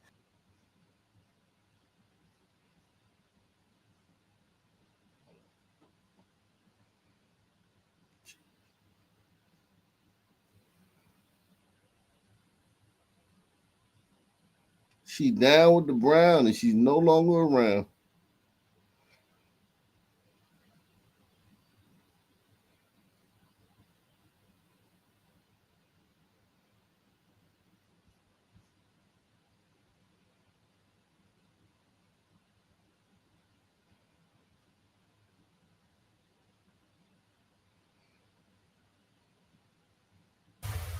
These 3 men are supposed to be the most reliable people on earth, U.S. postal workers. But what they are accused of doing, prosecutors say, inflicted pain and suffering to one of their own colleagues. Not guilty. In June of 2023, the victim and the defendants, Daniel Gnng, Kirk Akala, and Edward Chu, attended a party at the post office on East 14th Street after work. The victim remembers having drinks at the party, but at some point she felt strange, lost consciousness, and lost time. Prosecutors say surveillance video from inside of the post office shows 2 of the defendants carrying the victim out into a postal truck. Video surveillance shows the defendants half dragging, half carrying her out of the loading bay of the post office and into the back of a postal truck parked on the street. And that's not all. Video shows defendant Daniel Gnng slap and squeeze the victim's buttocks as he and defendant Alcala supported her between them, and her head rolled onto her shoulders. Also, defendant Gnng is accused of sexual abuse in the first degree. Witnesses called 911 after seeing the victim allegedly being handled by the men. When police arrived, Police then heard banging sounds and cries for help from inside the truck, and Daniel Gnng emerged shortly thereafter from the back of the truck with his pants unzipped. in this 10-count indictment, prosecutors say the men kidnapped the victim, their actions motivated by sex. We asked Gnng's attorney about the charges and the evidence in the case. The prosecutor said there's surveillance images showing. You haven't seen it. I haven't seen it. I haven't seen it. We know nothing about any evidence.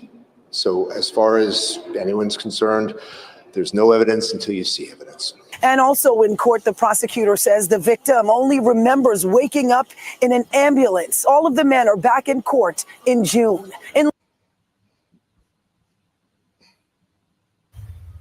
These three men are supposed to be the most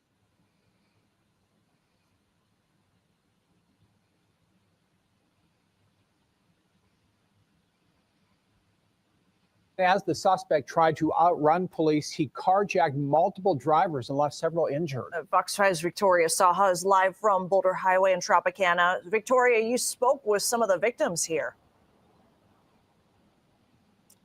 Yeah, Joe, Jacqueline, they were obviously distraught, but for right now, southbound Boulder Highway lanes just opened up, but you can see northbound still closed, and you can also Salute to Jeffrey, man.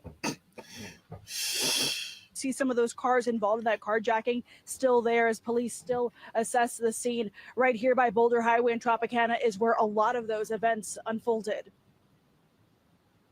On Thursday, as police tried catching a murder suspect, multiple people were in the way as the suspect tried to run. About 5:15, 5:18 this morning, someone approached me with a AK through my car window and tried to pull on my door handle and told me to get the F out of the car. And he drove off with my car. Anna Justice didn't know it yet, but she would be one of many who would come across the North Las Vegas murder suspect. Was going to drive off, but I saw his weapon and I gave up the vehicle and left with my life. As she flagged down police, the wanted individual made their way to Boulder Highway where they carjacked another driver. This is when the suspect also hit a car. It just surprised me that I put my seatbelt on, and if it wouldn't have been on, I wouldn't be here. We found Bill Henderson distraught as he looked at what was left of his blue Dodge. I was in the turning lane right here on Boulder and Tropicana, and boom, that's it. It just crashed. My bags deployed. Did you see the suspect at all? No, I had to see me. I had to get me. I ain't even, it was like it wasn't real. It was like it wasn't real. Everything was in slow motion. It was like it wasn't real. Police say the suspect was speeding through a busy Boulder highway, going more than 105 miles per hour before he was stopped.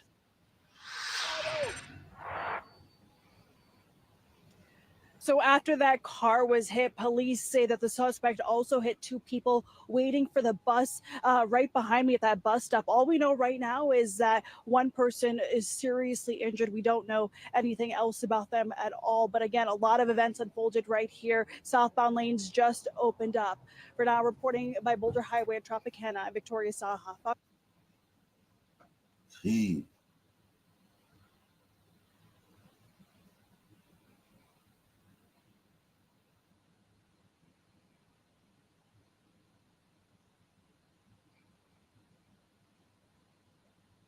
Also breaking this hour, one person is dead after a shooting inside the Aliante Hotel and Casino in North Las Vegas. Shooting took place around 4 a.m. Right now, the hotel is open for business, but the area around the sportsbook has been taped off with crime tape. We are awaiting details from North Las Vegas police about what exactly led up to that shooting.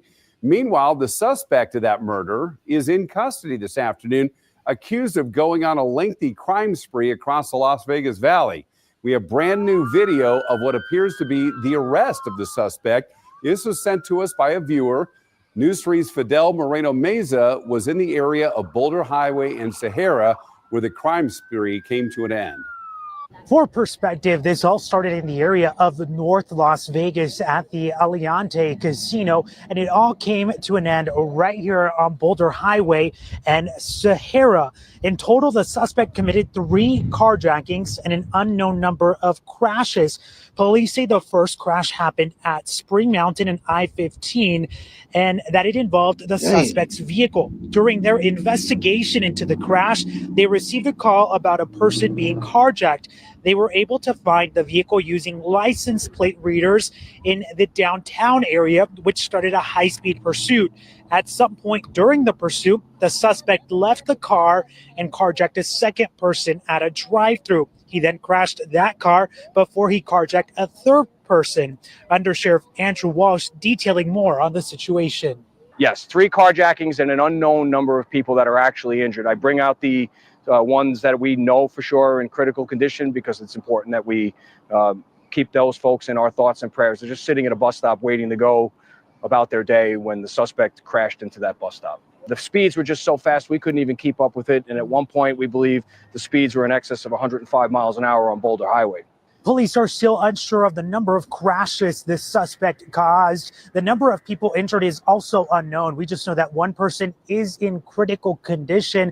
This is still a very developing story. We'll bring you updates as soon as we get them. Reporting in East Las Vegas. Who y'all think that was? The Sunman on Brito? A glider? Who y'all think did that, man? That mayhem.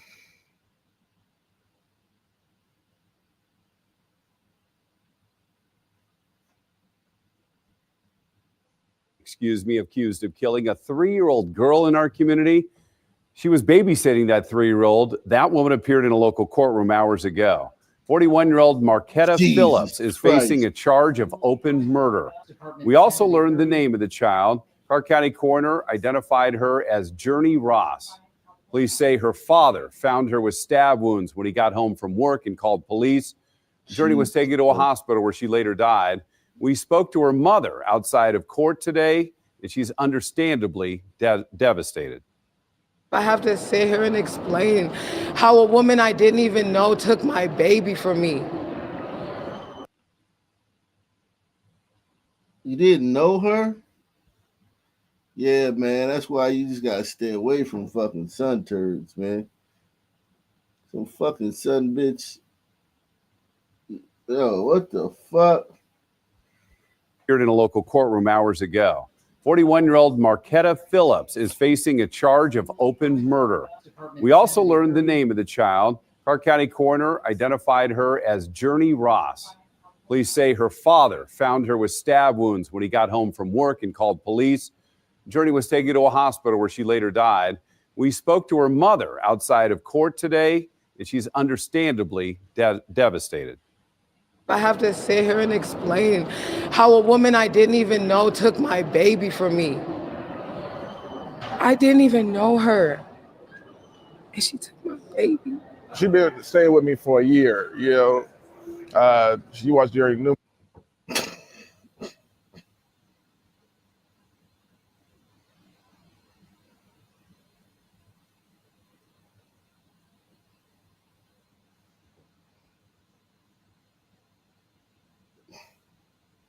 She been staying with me for a year, you know. She watched Jerry numerous times and stuff, but I guess I didn't know she was a crazy case, you know. Like, I knew she had a couple episodes, but nothing on her severe like that, you know. This nigga wild as shit, yo. This a wild ass nigga right here, man. He trying to downplay that shit. That shit happened on his watch. If that shit would have happened on her watch, he wouldn't be downplaying that shit. Nigga trying to downplay that shit. Fuck was it? Oh, fuck.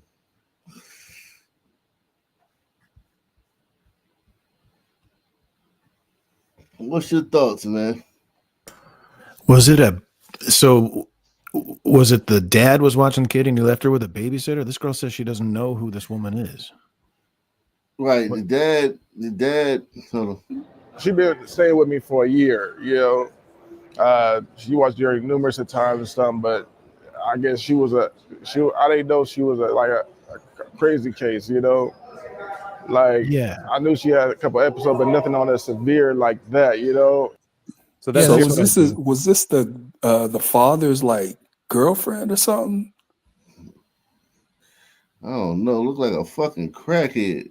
But he knew she had a couple episodes, but nothing too crazy. Yeah, that's why I'm wondering why he kept her around. She watched Journey. She watched his kid numerous times. He called her a crazy case. She just killed your daughter, stabbed your daughter to death. And she's standing there stoic, like she don't give a fuck. Like what? Hey. And this woman, she didn't even know. She didn't know the daughter was dealing. She didn't know her baby father was dealing with this. Hey, that shit, fuck. I feel bad for this sister, man. Shit. And she took my baby. She been staying with me for a year, you know. She watched Jerry numerous times and stuff, but I guess I didn't know she was a crazy case, you know. Did he say she was staying with Like, him? I knew she had a couple episodes, but nothing on that severe like that, you know. So that's Jeremy Ross. Jesus Christ, man. The Clark County coroner identifying the child killed near Flamingo and Eastern as 3-year-old Journey Ross. Journey's parents understandably devastated as they spoke to reporters after the woman accused of killing her, Marquetta Phillips, made her first court appearance here Thursday morning. I woke up this morning, I was really hoping like this was a dream. Like I really hoping like it was me. Falon Whitson, Journey know, Ross's right. mother, says her daughter was very bright and loved to sing. She could light up a room wherever she was at. Outside the courtroom, Whitson said she had never seen Marquetta Phillips, the woman accused of killing her daughter. Today was literally the first day I've ever seen this woman in my life, bro. This is crazy. She took my baby. Jeremy Ross, Journey's father, shared custody with Whitson. He says Marquetta Phillips had been living with him for a year and watched Journey numerous times in the past. Yeah, she's never seen this woman. She's been living with this guy for a year. That's not a good mom. This is bullshit. I could believe it though. Like he probably wouldn't. He probably wouldn't have that woman, that crackhead looking ass bitch, like on Front Street. You know what I'm saying? Maybe, but I mean, they're living together. You know, when the mom drops the kid off or something. Yeah. It is important to know who's in the house. No, I got you on that. On that tip, yeah. You want to know who's in the house, that your kid's going to be in the house. Not even who lives there, just who else may frequent that motherfucker. I gotta say though, that mom, you know, she's doing all the wailing and stuff that you see, but again, there's no wetness in those eyes. They don't look. It looks. I'm looking to like see if there are staged. any tears, if there are real tears there. Yeah, There's never any tears. There's never. Well, we saw one the other day. There were just some tears. I forgot. What is that? What is that though? Why? Why does Because the sometimes I be thinking it's because they're relieved. I mean, it's like, you know, I've been listening to this show for a long time, and it was always something to it whenever they would, you know, be talking to the family member, and the family member are talking like their children died of cancer, or, you know, making it seem like it was inevitable. Like they're thinking about them like they just took their, like imagining when they took their first baby steps. But they were literally brutally murdered, you know, and it's like, it was always bizarre to me. So I really think that there's like a weight lifted off their shoulders. Yeah, this is bizarre, man. This is very bizarre, man. Bright and loved to sing. She could light up a room wherever she was at. Outside the courtroom, Whitson said she had never seen Marquetta Phillips, the woman accused of killing her daughter. Today was literally the first day I've ever seen this woman in my life, bro. This is crazy. And you're a bad mom. Sorry. She's been living there Jeremy a year. Ross, Journey's father, shared custody with Whitson. He says Marquetta Phillips had been living with him for a year and watched Journey numerous times in the past. I didn't know she was like a crazy case, you know. Ross says Phillips was watching Journey while he was at work Tuesday night. When he came home around 3 a.m., he says he found Phillips in the kitchen with blood on her arm. So he went to check on his daughter. She on the bed and everything, and instantly called 911, doing chest compression, CPR, everything. Journey was then taken to the hospital where she was pronounced dead. She deserved to live, you know. Good morning, Ms. Phillips. This is Marquetta Phillips appearing in court Thursday morning. You were arrested for open murder with the use of a deadly weapon. The hearing lasting only about 45 seconds. You will be held without bail. This isn't the first time that Phillips has been in court. Channel 13 found that she has a previous charge in Las Vegas Justice Court for engaging in lewd conduct in a public place in 2021. Court records show she was, quote, admonished with a warning, and the case was dismissed. Journey's parents hope this case has a different outcome. She deserves no justice. I deserve justice. She doesn't. She needs to be put away. I'm letting the girl get justice that she deserves. This ain't right. Again, Marquetta Phillips is being held without bail. Her next court appearance is scheduled for next week. This ain't right. You're leaving your 3-year-old at some guy's, your husband's house or the father's house, but you know that there's a woman there. The daughter must come home and say, "Oh, I spent the weekend with Daddy," and whatever. Marquetta. Yeah, the daughter got a snitch. Yeah, the daughter got a snitch. That's true. My daughter's a fucking stool pigeon. Like, so it's like, yeah, she, yeah, I agree with you now. Yeah, she knew. There's no way she couldn't know. And the dad said, "I knew she are was so having talkative too. episodes." I don't know how she doesn't know. Maybe she did know, and she just kind of is just acting like she don't. Acting like she don't know She what's said up. seeing, because she said seeing, and she kept saying, "This first time I ever saw this woman." Yeah. Saw this woman. It was the first time she ever saw her. Yeah, I know. I mean, Yeah, and but then you know that what? lady's been there. When I send my 3-year-old daughter to someone's house, I meet the people that like they're going to be spending the night there and staying there. Yeah. She's not a 14-year-old; she's 3.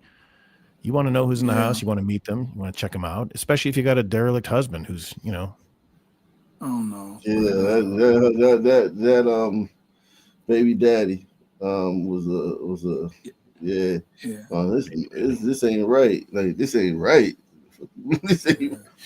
Some son, man, they just look at it like, shoot, I got somebody watching the kid, and that's it. They leave it at that.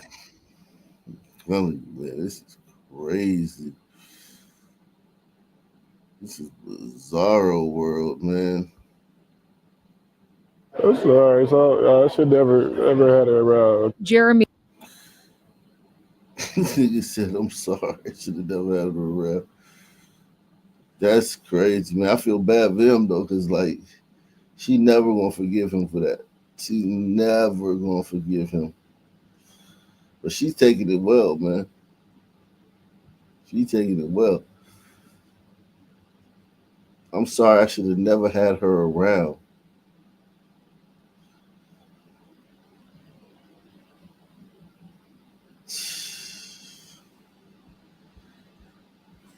I'm sorry. So I should never ever had her around. Jeremy Ross apologizing to Falon Whitson for exposing their 3-year-old daughter, Journey, who they shared custody of. She was on the spectrum, so she was nonverbal, but she communicated through music and she communicated through sign language. On the spectrum, okay. She on the spectrum. Nonverbal. Yeah. Well, yeah. Probably through neglect. So this kid, this woman, probably, you got this half of a crackhead, fucking sister watching your fucking kid who's nonverbal. She probably gets frustrated. You know what I'm saying? Frustrated with her because she's nonverbal, and then she, and then she probably just snaps on her. You know what I'm saying? Because she's crazy. Who knows? Her. Dealing with a nonverbal, it takes a lot of patience. Yeah, or maybe it'll like trigger something in her little crackhead mind, thinking that she's seeing the seed of Damien or something. Yeah, or the she children take matters possessed, the child possessed or something like that. Yeah. Yeah, right. Right. Yeah, no doubt. I'm telling you, when people are doped up and shit, I'm telling you, the wildest shit will make sense to them. Yeah. She stabbed the To a 3-year-old. woman who police say ended her life. Why is this world so evil? She took my baby. 41-year-old Marquetta Phillips charged with the little girl's murder. Ross says he and Phillips were in a romantic relationship on and off for the past year. Damn, that's crazy. This is what he moved on to. That motherfucker moved on. That motherfucker was like, deuces.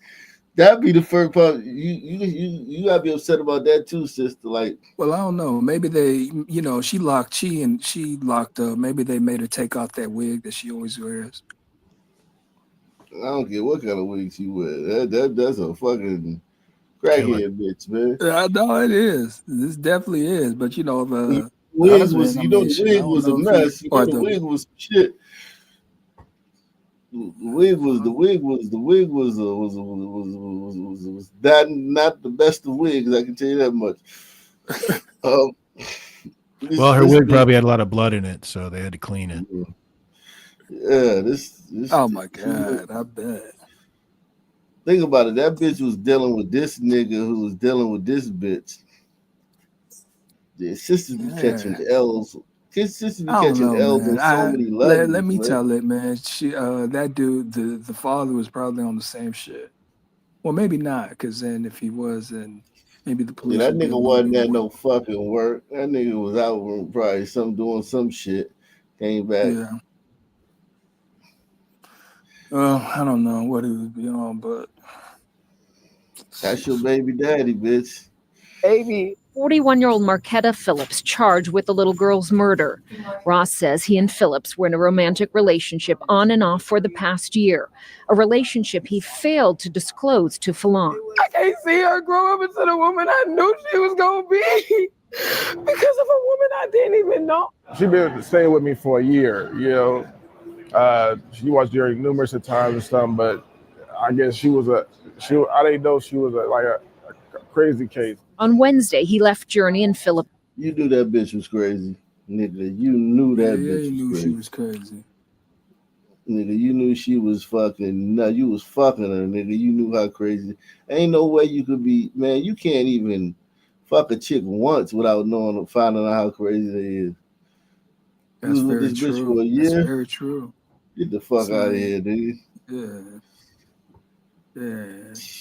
And women nowadays care are at the so apartment. emboldened with the craziness. Yeah. Because he had to work. I'll say, okay, here's the milk. The food is right here. Everything, no arguments, no nothing, you know? Everything was good. But when he got home at 3:30, he walked into a nightmare. I see some knives around here and stuff, you know? So I see blood on the knives. I'm like, there's some blood. So I instantly run, checking my baby girl. Metro released this arrest report detailing the crime scene. Detectives located multiple kitchen knives and a pair of scissors. 3 sheets of paper with notes in red marker were on the floor with the words, "See what happens when you blank with people's lives? Now we both have nothing." Written on a wall in the... Oh, she probably thought he was out fucking another bitch. Damn, this is revenge. Yeah. She This is thought the he angry was out. She thought he was out sleeping with another woman, and because she's crazy, she killed his daughter. Yeah. And that's the first time he's found out she was crazy. This is the first in a year. This is the first crazy incident. I don't know, man. And look at she misspelled your. Oh man, this girl's a mess. bedroom in blood, the words, "Everybody that played me is cursed." Ross called police, but there was nothing more he could do for their daughter, who had been stabbed multiple times. The gruesome scene replaying over and over again in his mind. She was defenseless. She didn't deserve none of this. I wake up, I look for my baby. I'm still looking for my baby.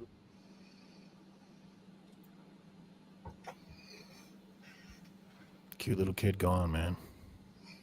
Did she get like the death penalty or something? Where is this happening at? Well, she's got a white glider. She's got a glider lady judge. I don't expect any death. She's probably gonna get off. She's probably gonna get off. Right, put her into an institution or something. Send her to a mental hospital.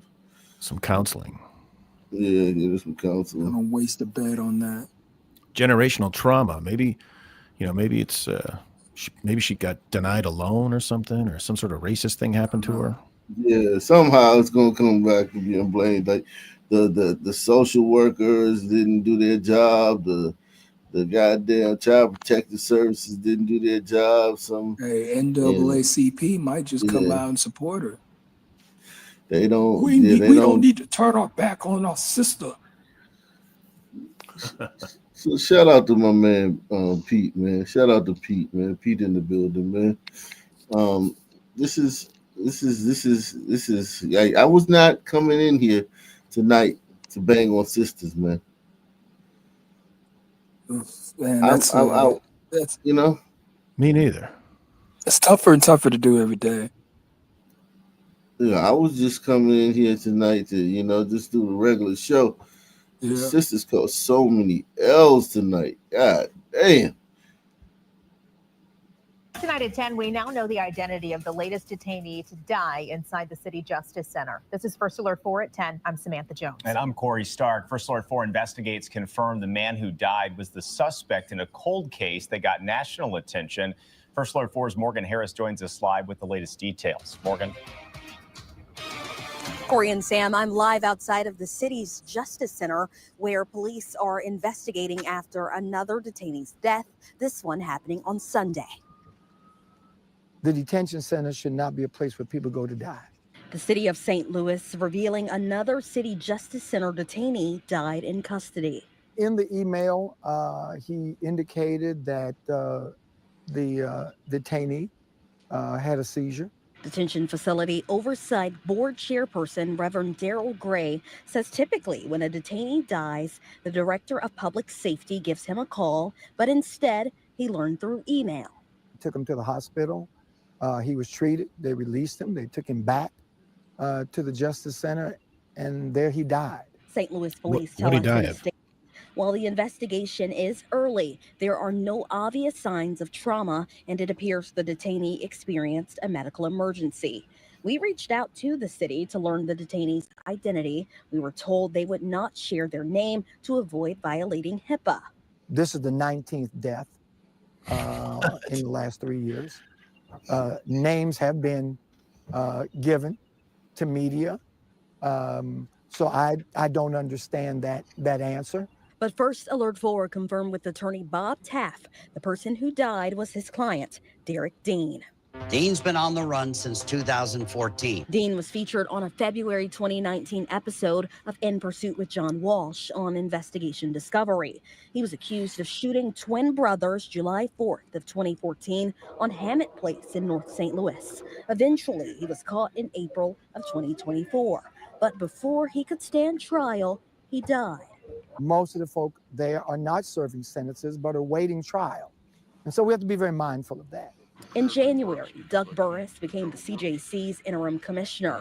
This is the first death at the facility under his leadership. It Was seems he like OD'd maybe? we take one step forward, we take two steps backwards. I think that the appointment of Doug Burris was a positive step forward.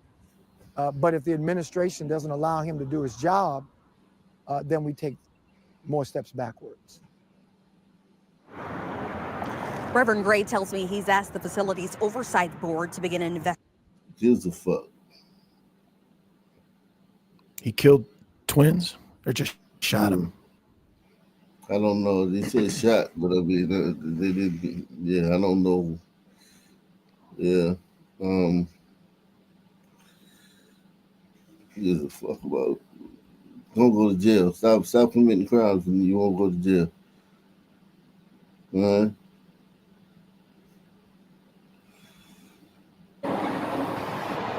Good afternoon. The medical examiner's office says 38-year-old Jordan Baxter, a father of three, was shot in the back of the head and died one day after police began their investigation here at the Baxter's home.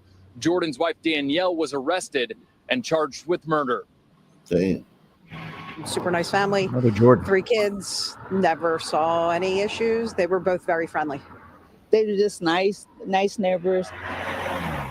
Neighbors along Bells Mill Road in Andorra remember Jordan Baxter, his wife Danielle, and their 8, 9, and 15-year-old kids as friendly people. But when those who live here woke up last Wednesday, their neighbor's home had become a crime scene. I woke up to take my daughter to school and looked out the window, and that's where I saw all the chaos. Philadelphia police tell NBC 10 that they responded to the Baxter's house just before 7 a.m. on March 19. They found Jordan Baxter unresponsive, lying on a plastic sheet between 2 parked cars with a gun on his chest. I didn't hear anything. You had or to nothing. stage it. And then She that tried to morning, stage it as a suicide. the police came and they said it was Shot an him in the back of incident the head. here. The medical examiner's office determined that Baxter died from a gunshot to the back of his head.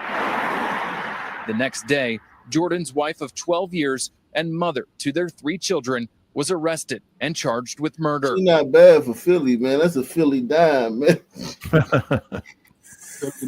She like Beyonce, man. They probably her nickname was Beyonce, man. Jeez. I feel bad for the kids and his mom and dad, and I don't know what led to this, but the whole thing is sad. Jordan's sister-in-law, Tierra, tells me the family is in shock and still trying to wrap their heads around this. Tierra says Jordan was a person that loved life and was always fun to be around. The 38-year-old. Salute to Eric S., man, Op Nation Hall of Famer, coming through once again, man. Shout out to my man, Jim Sefton, man, from across the pond, man. Says harming children should get you life without chance of parole. Yeah. I mean, no argument here. That wasn't even harming children. That was like, they just killed the child, man. Yeah, man. It's just this bitch killed her husband. Sister's catching L's tonight, man. I'm gonna try to avoid sisters for the rest of the show. Let me see if I can do that. Spent 14 years working as a regional rail engineer for SEPTA. In a statement to NBC10, a spokesperson said, quote, SEPTA is saddened by the tragic loss of Jordan Baxter, who is a veteran regional rail engineer. Our thoughts are with his loved ones at this difficult time, end quote. Benefits, it family. must be hard for the family. Yeah, he had a good job, man. These women are the new niggas. They new the new YNs. It's like I'm so glad that I wasn't part of this era, because in my life, from dating from high school, I dealt with way too many crazy bitches, and I'm not gonna sit here and say that they wouldn't have killed me, but a couple of them kind of threatened to. So it's like, with this kind of reinforcement or whatever, and drill music, man, nah, fuck that. Especially whenever they know that you're moving on, trying to tell a little one of these little one of these son woman teens to that you're leaving them. Shit. Yeah, it's exactly what's gonna happen when you tell a son man to leave the club. Yeah, that's true, man. It's rough out here, man. For some brothers, got it rough out here, Jack. We got it rough. In what his family is calling Nobody believes us. A Portland teenager was shot in the head Sunday morning in what his family is calling a truly senseless act. Days later, the 16-year-old is still in critical condition. Did you just get out of the shower? Fox Leslie Dominique spoke with a family friend who was calling for the community's compassion. The new Muslim newscasters. Yeah, man. This is. They think this is a great thing, man. She's from an oppressive Stone Age society, man, and she's bringing her customs over here, man. It's a great thing. Portland. She up in Portland. I love that shit. A family is clinging onto hope as a 16-year-old young man remains in critical yet stable condition after being shot early Sunday morning near Cathedral Park. Inside Randall Children's Hospital, parents are reading letters of community well wishes and encouragement at the bedside of their son, Elliot Beck, praying that he understands. He's the sweetest kid, just a really kind soul. Family friend Jennifer Hooford says early Sunday morning, Elliot was at Cathedral Park with acquaintances nearby. According to Portland police, officers responded to a shooting at around 3:30 a.m. in the area of North Pittsburgh Avenue. They discovered a boy lying near a vehicle, suffering from a gunshot wound. Hooford says Elliot was shot in the head. It's unthinkable, and it's every parent's nightmare. The Roosevelt High School sophomore was transported to the Children's Hospital with life-threatening injuries and has been in a medically induced coma for days. While police have not yet confirmed a suspect, those closest to Elliot believe the crime was committed by someone he knows. We just don't want Elliot to be a statistic. As doctors aim to bring Elliot out of the coma, loved ones say he's becoming responsive. Uh-oh, he was playing on the basketball team. He's around Jones. Uh-oh. Then we starting to close in on the suspect.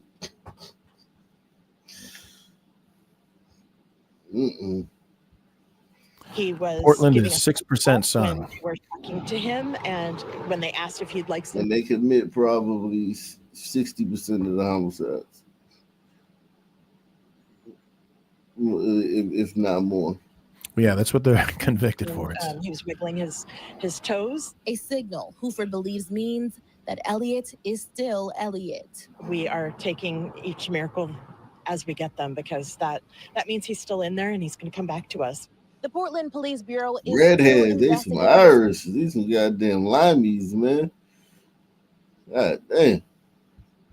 Bureau is still investigating this case, and they have not yet confirmed a suspect or a motive. Now, a GoFundMe has been created on behalf of Elliot's medical expenses. Jeez.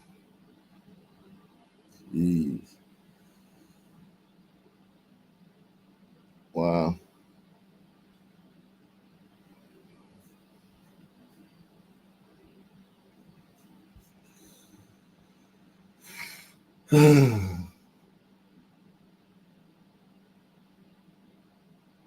Wow.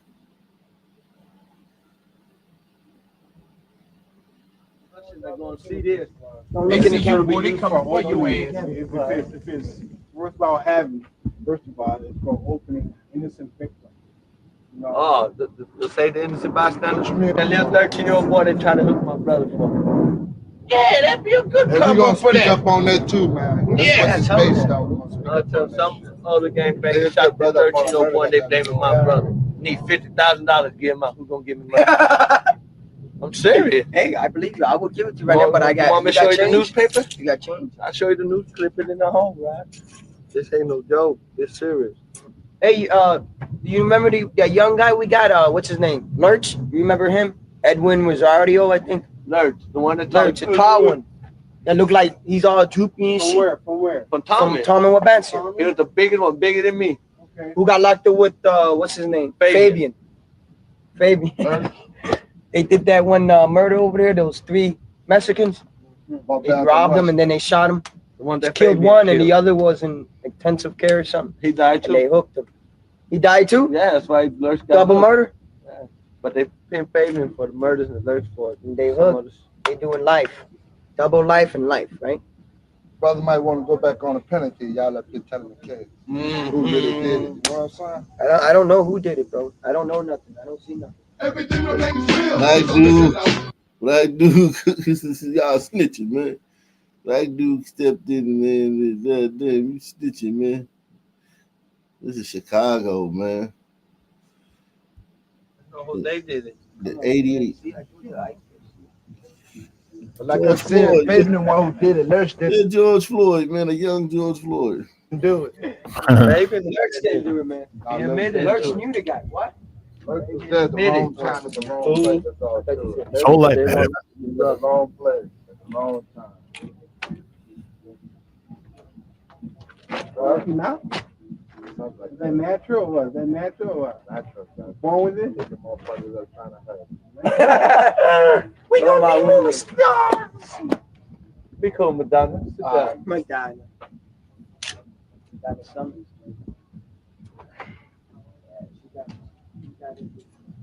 But this ain't gonna go into the wrong hands. We just gonna talk. What are we gonna be speaking up on?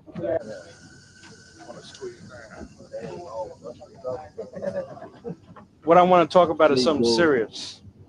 All right. That shade is fake. What I want to talk about is something that I know you know about, and that is glider in there. People out on the street getting caught in the middle of gangbanging that's going on that have nothing to do with it, that are innocent. I talked to a woman today who lost a son, all right, who was very strict with her sons. Now, his little brother saw him get shot, and his younger sister saw him bleed to death on the street. Now, what I want to know is, what do you say to those parents, and why is that happening? I think you said. Let's see. But why did the person get lit up? He must have done something. Wrong There or you right? go. You never know. He must have done something. Did that person deal drugs? Huh? You tell me. I don't know. You don't know? But tell his mother that. The person must have been dealing drugs and, he maybe done something to somebody. Only bad people get shot. Hurt, deserve to get hurt? No. Nobody deserves to get hurt. Nobody. Wait, one at a time. But unless they wait. Are there people that are getting hurt that don't deserve to get hurt? No, but I mean, when it's time to go, it's time to go. I mean, hey, all our parents were strict on us at one time, and then all of a sudden, bam, we just took the wrong turn and got into gang banging and stuff like that. So, I mean, when it's time to go, it's time to go. Right, something I happens. mean, you don't have to. You don't have to be in the gang. It's just when you gotta go, you gotta go. It's time to go. Yep. So you're gonna tell me that it's just a matter of timing. That when it's somebody's time to go, it's somebody's time to go. Combined 80 IQ. If it happens in gang related, it happens. Anybody can die just walking down the street, get hit by a car. Bam, that's it. The kid, what's that kid? He could have died by getting hit by a car or not getting shot. A car on a way to a drive-by. Then you guys wouldn't be talking about us right now. You wouldn't be talking at the wrong time. Right. Because he got lit up. Because he got lit up. Anybody here lost anybody? Yeah. What happened? What happened? My brother died, and we got hurt. My mother went through some shit, but some people got theirs coming. You know what I'm saying? They hurt like we were hurt. They got theirs. You out here on the street every day, right? Right. Everybody on the street is doing something wrong. That's right. Everybody. You can say everybody. Nobody in the world who's innocent. Right. Everybody is guilty. Even the police are guilty. Yep. There's no innocent. There's nobody innocent. You be at the wrong place, wrong time. You get shot. Innocent bystander gets shot. He'd be at the wrong place. That's all too. Like the little 13-year-old, he got shot. Yeah. There was a good reason why he got shot. He was at the wrong place. Before they done lit up. The bullet wasn't probably meant for him. It was meant for somebody else, but he was just that. So it's his fault for being there? Well, it ain't his fault. Whoa, one at a time. It's not his fault, but if he wasn't there, it never happened to him. What I'm trying That to is tell true. you, when you gotta go, it's time to go. I mean, if it's gang related, it just so happened to happen in gang related. Gang came by, boom, boom, boom, shot him. I He's wonder out. if any of That's these it. guys are alive now. Like I said, he could have got hit by a car. He could have got killed slipped down the stairs or something. Then his mom wouldn't be, or her mom wouldn't be saying, why this? Why would it happen like this? He slipped down the stairs, broke his neck. He's dead. And it could have not necessarily been the gang bangers that did it. Yep, could have been somebody else. He fell down the stairs right as a bullet was whizzing by. What do you mean? There's no ending. There is no ending. How long to was this no shit. ending? It keeps on. It happens to everybody. It happens to everybody. It can happen to everybody. Somebody dies every day. That's right. Thousands. I can't listen to all that shit. They're philosophers. Telling you, man.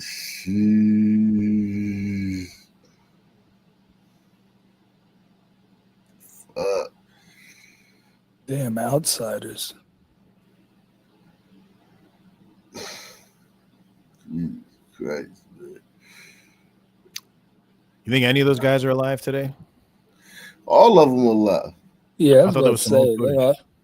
Yeah, They probably they're went to alive. prison and they all probably went to prison for a long time. And they came home, older guys out the way. They're all alive.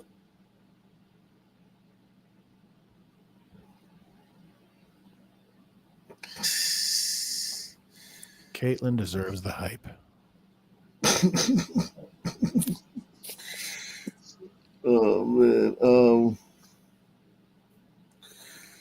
Yeah, that's in my algorithm. When's WNBA start up? 2 months. 2 months from now. 2 months. Oh, what a season, man. Full of racial claims and invented racism and mythical racism and ignored racism, ignore all the racism of the blacks and fucking highlight any little fucking thing that could be construed as mean by the whites. That's the WNBA, man.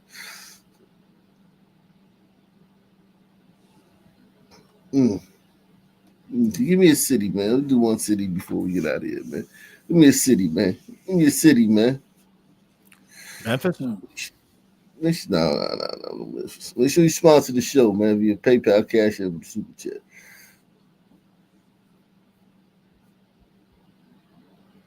Man, give me a city. How about we do shout out to Jim Sefton, man. Richmond, Virginia. That's a word. Richmond, Virginia. Richmond. Man. Richmond it is. Yeah, man. Why not, man? I lived here for a while, man. Richmond, Virginia.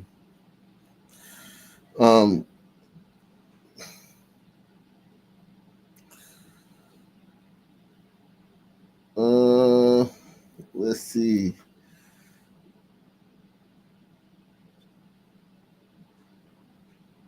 Live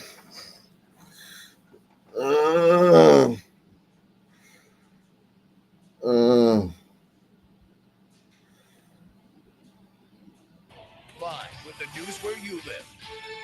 8 News starts now. New tonight, Virginia's only Supermax prison, Red Onion, back in the spotlight again after decades of mistreatment and abuse allegations.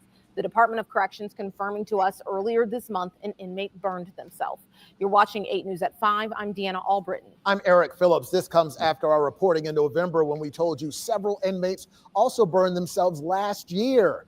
Action's prison leaders called ludicrous. Tonight, 8 News investigators Allison Williams and Roland Wilson are Ludacris taking wasn't action, available, so they diving left a deeper message. into these claims. Roland. That's right, Eric. Deanna, for months, Allison and I have researched why conditions at a state prison funded by your tax dollars continue to raise red flags for state leaders, advocates, and families of incarcerated people. And we're uncovering what steps are being taken to improve conditions. But first, we begin with the stories of 3 sons on that news team. Right. Improved conditions at the jail. That's an oxymoron, man. We want them to stop coming back, man. 3 men whose time spent at Red Onion spans across the 27 years since the facility opened. Conditions at Red Onion it's pretty brutal. 3 men who have served time at Red Onion State Prison. Hassan Shabazz from 2001 to 2003. This is not new, right? Though it may be new to some people, this is not a new issue. John, who requested anonymity, was there from 2017 until late 2018, once writing to his mom that he went without a shower for 30 days. The lack of showers and overall dirtiness of the place has caused me quite a few sores on my arms and chest. And Kevin Rashid Johnson, one of the first 100 men at Red Onion when it opened in 1998, was most recently there again until December. In November, the Virginia Legislative Black Caucus claimed 12 men set themselves on fire in response to, quote, degrading and inhumane conditions. Like 12 men set themselves on fire. What's son physical and racial abuse. Right. Excessive stays in solitary confinement until December. In November, the Virginia Legislative Black Caucus claimed 12 men set themselves on fire in response to, quote, degrading and inhumane conditions like physical and racial abuse, excessive stays in solitary confinement, and officers provoking violent dog attacks. But the Virginia Department of Corrections says between March and October 2024, 6 inmates, not 12, burned themselves using improvised devices to tamper with electrical outlets. And then, just into our newsroom today, officials say another inmate at Red Onion State Prison burned themselves in January of this year. Sounds like they have faulty wiring to me. The DOC. Sound like they're cooking. They're making those little stoves. Yeah. That we see in the videos where they hook up with a bussin' or whatever the fuck they say. Where they making the little burritos and shit in jail. That's probably how they burning themselves. He says they did not light themselves on fire. Johnson says he saw one of those inmates. Shit, what? He said, I set myself on fire. I was like, why? What's going on? So he explained to me. He was like, the conditions here, I can't do my time here. The first 6 inmates did The conditions can't be that bad if Rashid got himself back inside. It's got to be pretty nice. Right. The conditions here, I can't do my time here. The first 6 inmates did the same to get out of Red Onion, confirmed DOC Director Chadwick Dotson in a December public safety meeting. In September emails, the first 6 inmates did the same to get out of Red Onion, confirmed DOC Director Chadwick Dotson in a December public safety meeting. In September emails 8 News obtained between 2 top Red Onion officials, the men stated the prison should prevent transfers for inmates burning themselves and make them pay for resulting medical care. And Dotson called the claims about Red Onion's conditions, quote, bad faith efforts from advocacy groups who pursue prison abolition. The DOC confirmed all 7 inmates were referred for mental health treatment. There are no conditions that they're truly protesting other than being up in the mountains and away from their family and friends, and it being harder for them to manipulate staff and harder for them to smuggle in contraband. But former inmates like John say the conditions are harsh, with little support to navigate release. The Department of Corrections didn't really give me many resources. I had to rely on the people that I knew. And at a January rally to close Red Onion, Shut them down! Shabazz told us he thinks solitary confinement also creates a barrier to re-entry into society and may have contributed to inmates burning themselves. I can understand those guys saying I needed medical treatment and they didn't care for me, so I had to burn myself in order to get off of this place or just to escape the conditions of confinement. Now, I'd like to specify that VOC likes to say they don't use solitary confinement. They don't have solitary confinement. There is solitary confinement. Johnson is referring to the state's move in 2023 away from solitary toward restorative housing, mandated by law to include a minimum of 4 hours per day of out-of-cell time. But the American Civil Liberties Union, which sued the DOC in 2017 over its use of solitary confinement and canine intimidation, the conditions there are incredibly harsh and harmful, said in December the issues persist. Just kind of heartbreaking to know that not much. Man, fuck y'all, man. Stop going to prison. That's the second story we did when motherfuckers complaining about jail tonight, man. Wow. Slightly relaxed guidelines for the former NICU nurse charged in the ongoing investigation into injured babies at Henrico Doctors Hospital. 8 News reporter Victoria Lucas was at Aaron Strautman's court hearing today and joins us live in studio with the latest on this. Victoria. Eric, Heather, good evening to you. Right after Aaron Strautman's case was called, counsel and the judge went into chambers, speaking for a little more than 30 minutes. When they came out, the judge ruled in favor of the defense, giving Strautman a few amendments to the conditions of her $25,000 bond. Our camera is catching 26-year-old Aaron Strautman heading into the Henrico County Court building Wednesday. The former Henrico Doctors Hospital's NICU nurse facing a judge for a status hearing. This after a judge released Strautman last month on a $25,000 secured bond, granting house arrest and other restrictions. While we did not think it was appropriate for her to be out on those conditions, we are going to be monitoring those conditions to the best of our ability and to the best that the law allows. The new changes to the conditions of Strautman's bond, the judge is now allowing Strautman to contact her boyfriend on the phone, and they can see each other in person as long as another adult is present. He's the only person she can have contact with outside of her parents, doctors, and lawyers. We asked prosecutors why. I am not at liberty to discuss what the circumstances are because that is confidential information that I cannot share. The former nurse faces multiple charges of felony child neglect and felony malicious wounding for 3 babies. 7 babies were found with unexplainable fractures from 2023 and 2024. An 8th is not included in the 7 initially announced. Strautman is due in court next on April 10th. I can Jesus, tell can you you all, just as I did tell the burn that bitch at the stake? I mean, like, Yeah, why do man. we have to waste fucking? Why do we have to feed her, like, and show that she lives forever and shit? Man, we shouldn't She's a have to witch. feed her another meal. We shouldn't have to feed her another meal, man. That's a damn shame. And new tonight, high school students across the Commonwealth filled the Richmond Convention Center for the 3rd annual Teen Summit RVA. It's a high school leadership experience designed by teams for teens, out of a collaboration of various cities and counties in the greater Richmond area and sponsored by multiple organizations. Our team was at the event. Here's a look at how it panned out.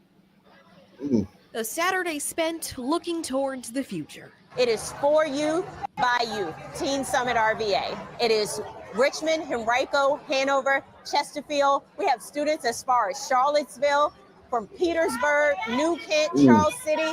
Virginia high school students had the chance to pick up 3 interactive experiences throughout the day to participate in, from agriculture and innovation, an entrepreneurship panel on big dreams, and the public safety sector, to name a few.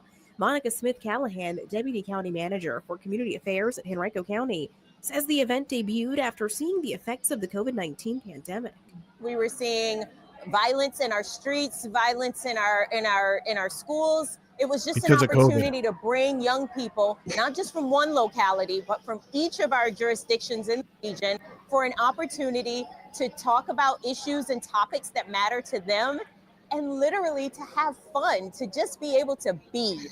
This year's theme was titled Our Vision, providing the 9th through 12th graders with various avenues of career exploration. You could tour a culinary experience here at the convention center in their industrial-sized kitchen. You could learn about agriculture. You could learn about the racetrack and Richmond Raceway. While we know plans may change in life, these teens have a chance to document their starting point The on a racetrack. physical board with this year's summit's theme. No, One student man. writing this, a memento of sorts to keep wherever one's paths or visions take them. Stay true, be you. She blamed COVID for an increase in crime. Maybe the jab will help bring the crime rate down. Well,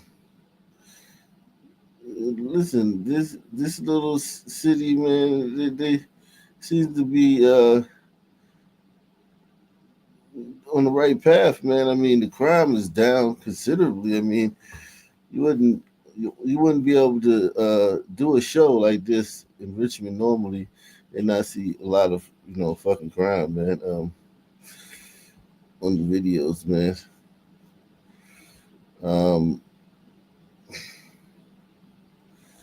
And no women were hurt in that story. Right. I'm standing in the 4700 block of Altair Road, where Thursday night around 8:30, my sources tell me, Henrico police got a call for a suspicious situation in this area. When they got on scene, they did find a victim with a gunshot wound. That victim was loaded up and taken to a nearby hospital with a non-life-threatening injury. Now, police, through their investigation, have determined that the shooting actually took place on a street that runs parallel to Altair off of Gay Avenue called Lors Road. Evidence, I'm told, was found on that part of the scene. Police are going through the area between these two streets looking for evidence. We've seen them looking trash cans, on the side of houses. They are looking for anything that will place this shooting happening here this evening. Now, I'm also told that the man that was shot knocked on a few doors asking for help before police got on scene. They are asking folks if they heard or saw anything suspicious in this area, and also to check their doorbell cameras for video Yeah, I evidence. saw a bloody guy They on said my they can porch. submit- It's kind of suspicious.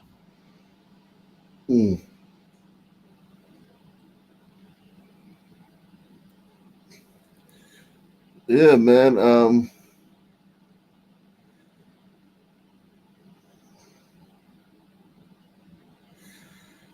Wow.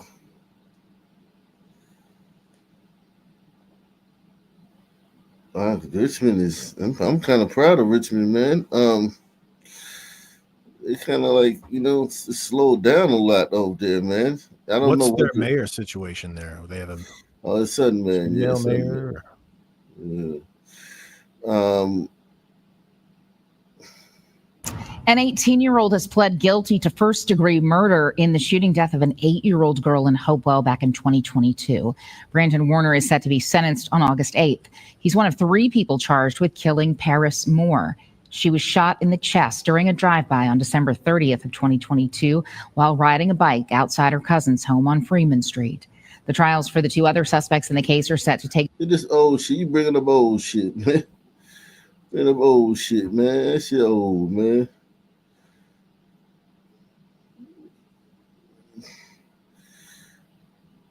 Did you cover that story? Nah, I don't remember that shit, but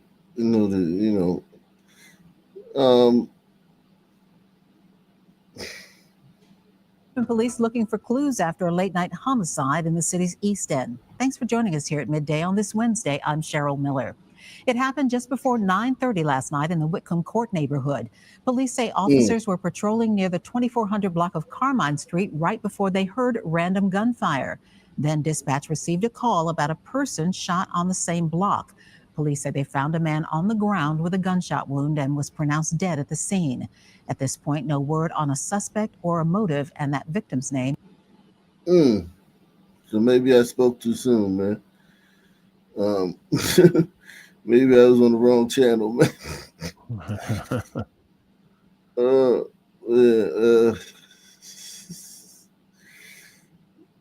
the wrong channel, man.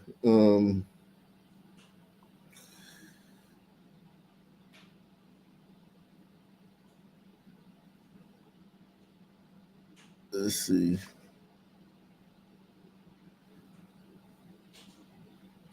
To seeing this night after night as a son, does it spot wear you behind. out? Wear me out. I mean, I've been doing this for so long, man. But I mean, like psychologically, seeing that's what's going on with your community and the hopelessness and the repetition. No, because you know what? We don't address it. Like when I'm around black people, they're not talking about this. They're not talking about that unless they're in the streets or something but most black people, you don't have to deal with it around black people. Like black people talking about other shit. You know what I'm saying? Like right now, the big thing is Trump. You know what I'm saying? And that's the conversations you have around black people now. But yeah, black people. If it was like something where like when we were all together, it was like the topic like what's going on? Oh my God! Blah, blah, blah. It's like I'm like the only one that really covers this on YouTube. You know what I'm saying? Like so, it's like it's just I'm just doing this because. But what I mean, didn't you have a sense of this before you ever started your channel? I mean, it's got to be It's something. normal. It's normal. I've always been black. I've always lived around black people. This is normal. So yeah, I would say that it's very normal. Like this is normal. This is very very normal, and black people are very very used to this. They're dispassionate about it. It's not like. Did you see the people? You see the people like nobody was running around like their hair was on fire. Like it was like it's just like and these are the people close to these events too. You know what I mean? Like it's just okay. But then when you have like a George Floyd incident or just any an incident where it's a white when a cop, white person does it, when a white person does it or a cop, then they let everything out. Then all this shit that's dormant. But don't they know that it's like a fake outrage or a misplaced outrage or a performative outrage? The whole thing just feels like who are we fucking trying to kid with this kind of outrage when every day? Well, then I think that's when you either got to trust the science. Like, do you believe in the IQ disparity? Do you believe in the different problem solving disparities and the different if you trust the science, then you can understand that. Like, like a lot of them are, they don't have the ability to. So it's just emotional. Yeah, like a lot of them don't have prefrontal cortexes. So it's like if you go back and rewatch tonight's show, man, and you watch the people close to these events, they're not like torn up. There's nobody torn up. Nobody was really torn up about anything. If you really think about it, nobody was. We had a couple sisters that shed a tear or two, but there was nobody really torn up about anything. It wasn't like no call to action. Only call to action you saw was in that white community where Pete and Tom had went in the bathroom and tried to take pictures of the little girls. But you know, I try to say this personally. This stuff doesn't. It's not really affecting me, like as far as like, oh man, the sky's falling. But I do like to bring shed light on it because it's of the hypocrisy. Um, I guess what I'm getting at is I can understand the sort of gliders freaking out when there's a George Floyd incident because I think on the whole they don't see what this community sees on the day-to-day basis, where there's just it's just part of the existence where there's always someone getting shot. Right. Right, but you also got to understand too, like if you've always been black, like it's like always being Chinese. Do you think Chinese people like are shocked when somebody choose Chinese, gets a 1400 on the SAT, like, or somebody Chinese is like commit suicide because they failed the fucking test or something? You know what I mean? Like that's just normal behavior in their society. You know what I mean? It's like kind of like just how they are. And I think a lot of blacks do. But here's the thing too, like it never stops, right? So like it's not like something that where it's like it's never stopped in your whole life. And the biggest stars in your community are a degree separated from this. Even the basketball players, they try to dress like the gangbangers, and the entertainers are getting killed all the time. Like, think about how many black entertainers, like some nigga that sat next to Taylor Swift at the Grammys, that nigga's dead and shit. He was shot with three of his fucking crew members and fucking gangland style murder and shit. And he was just sitting next to Taylor Swift at the Grammys. And it's like there's just so much with that they ignore. Like, think about it. Like, they can ignore rappers getting killed all the time. If you listen to the fucking radio in the black community, every other song might be by a fucking dead guy. They can ignore that. Then I think regular people can ignore the steady drumbeat of crime in their lives.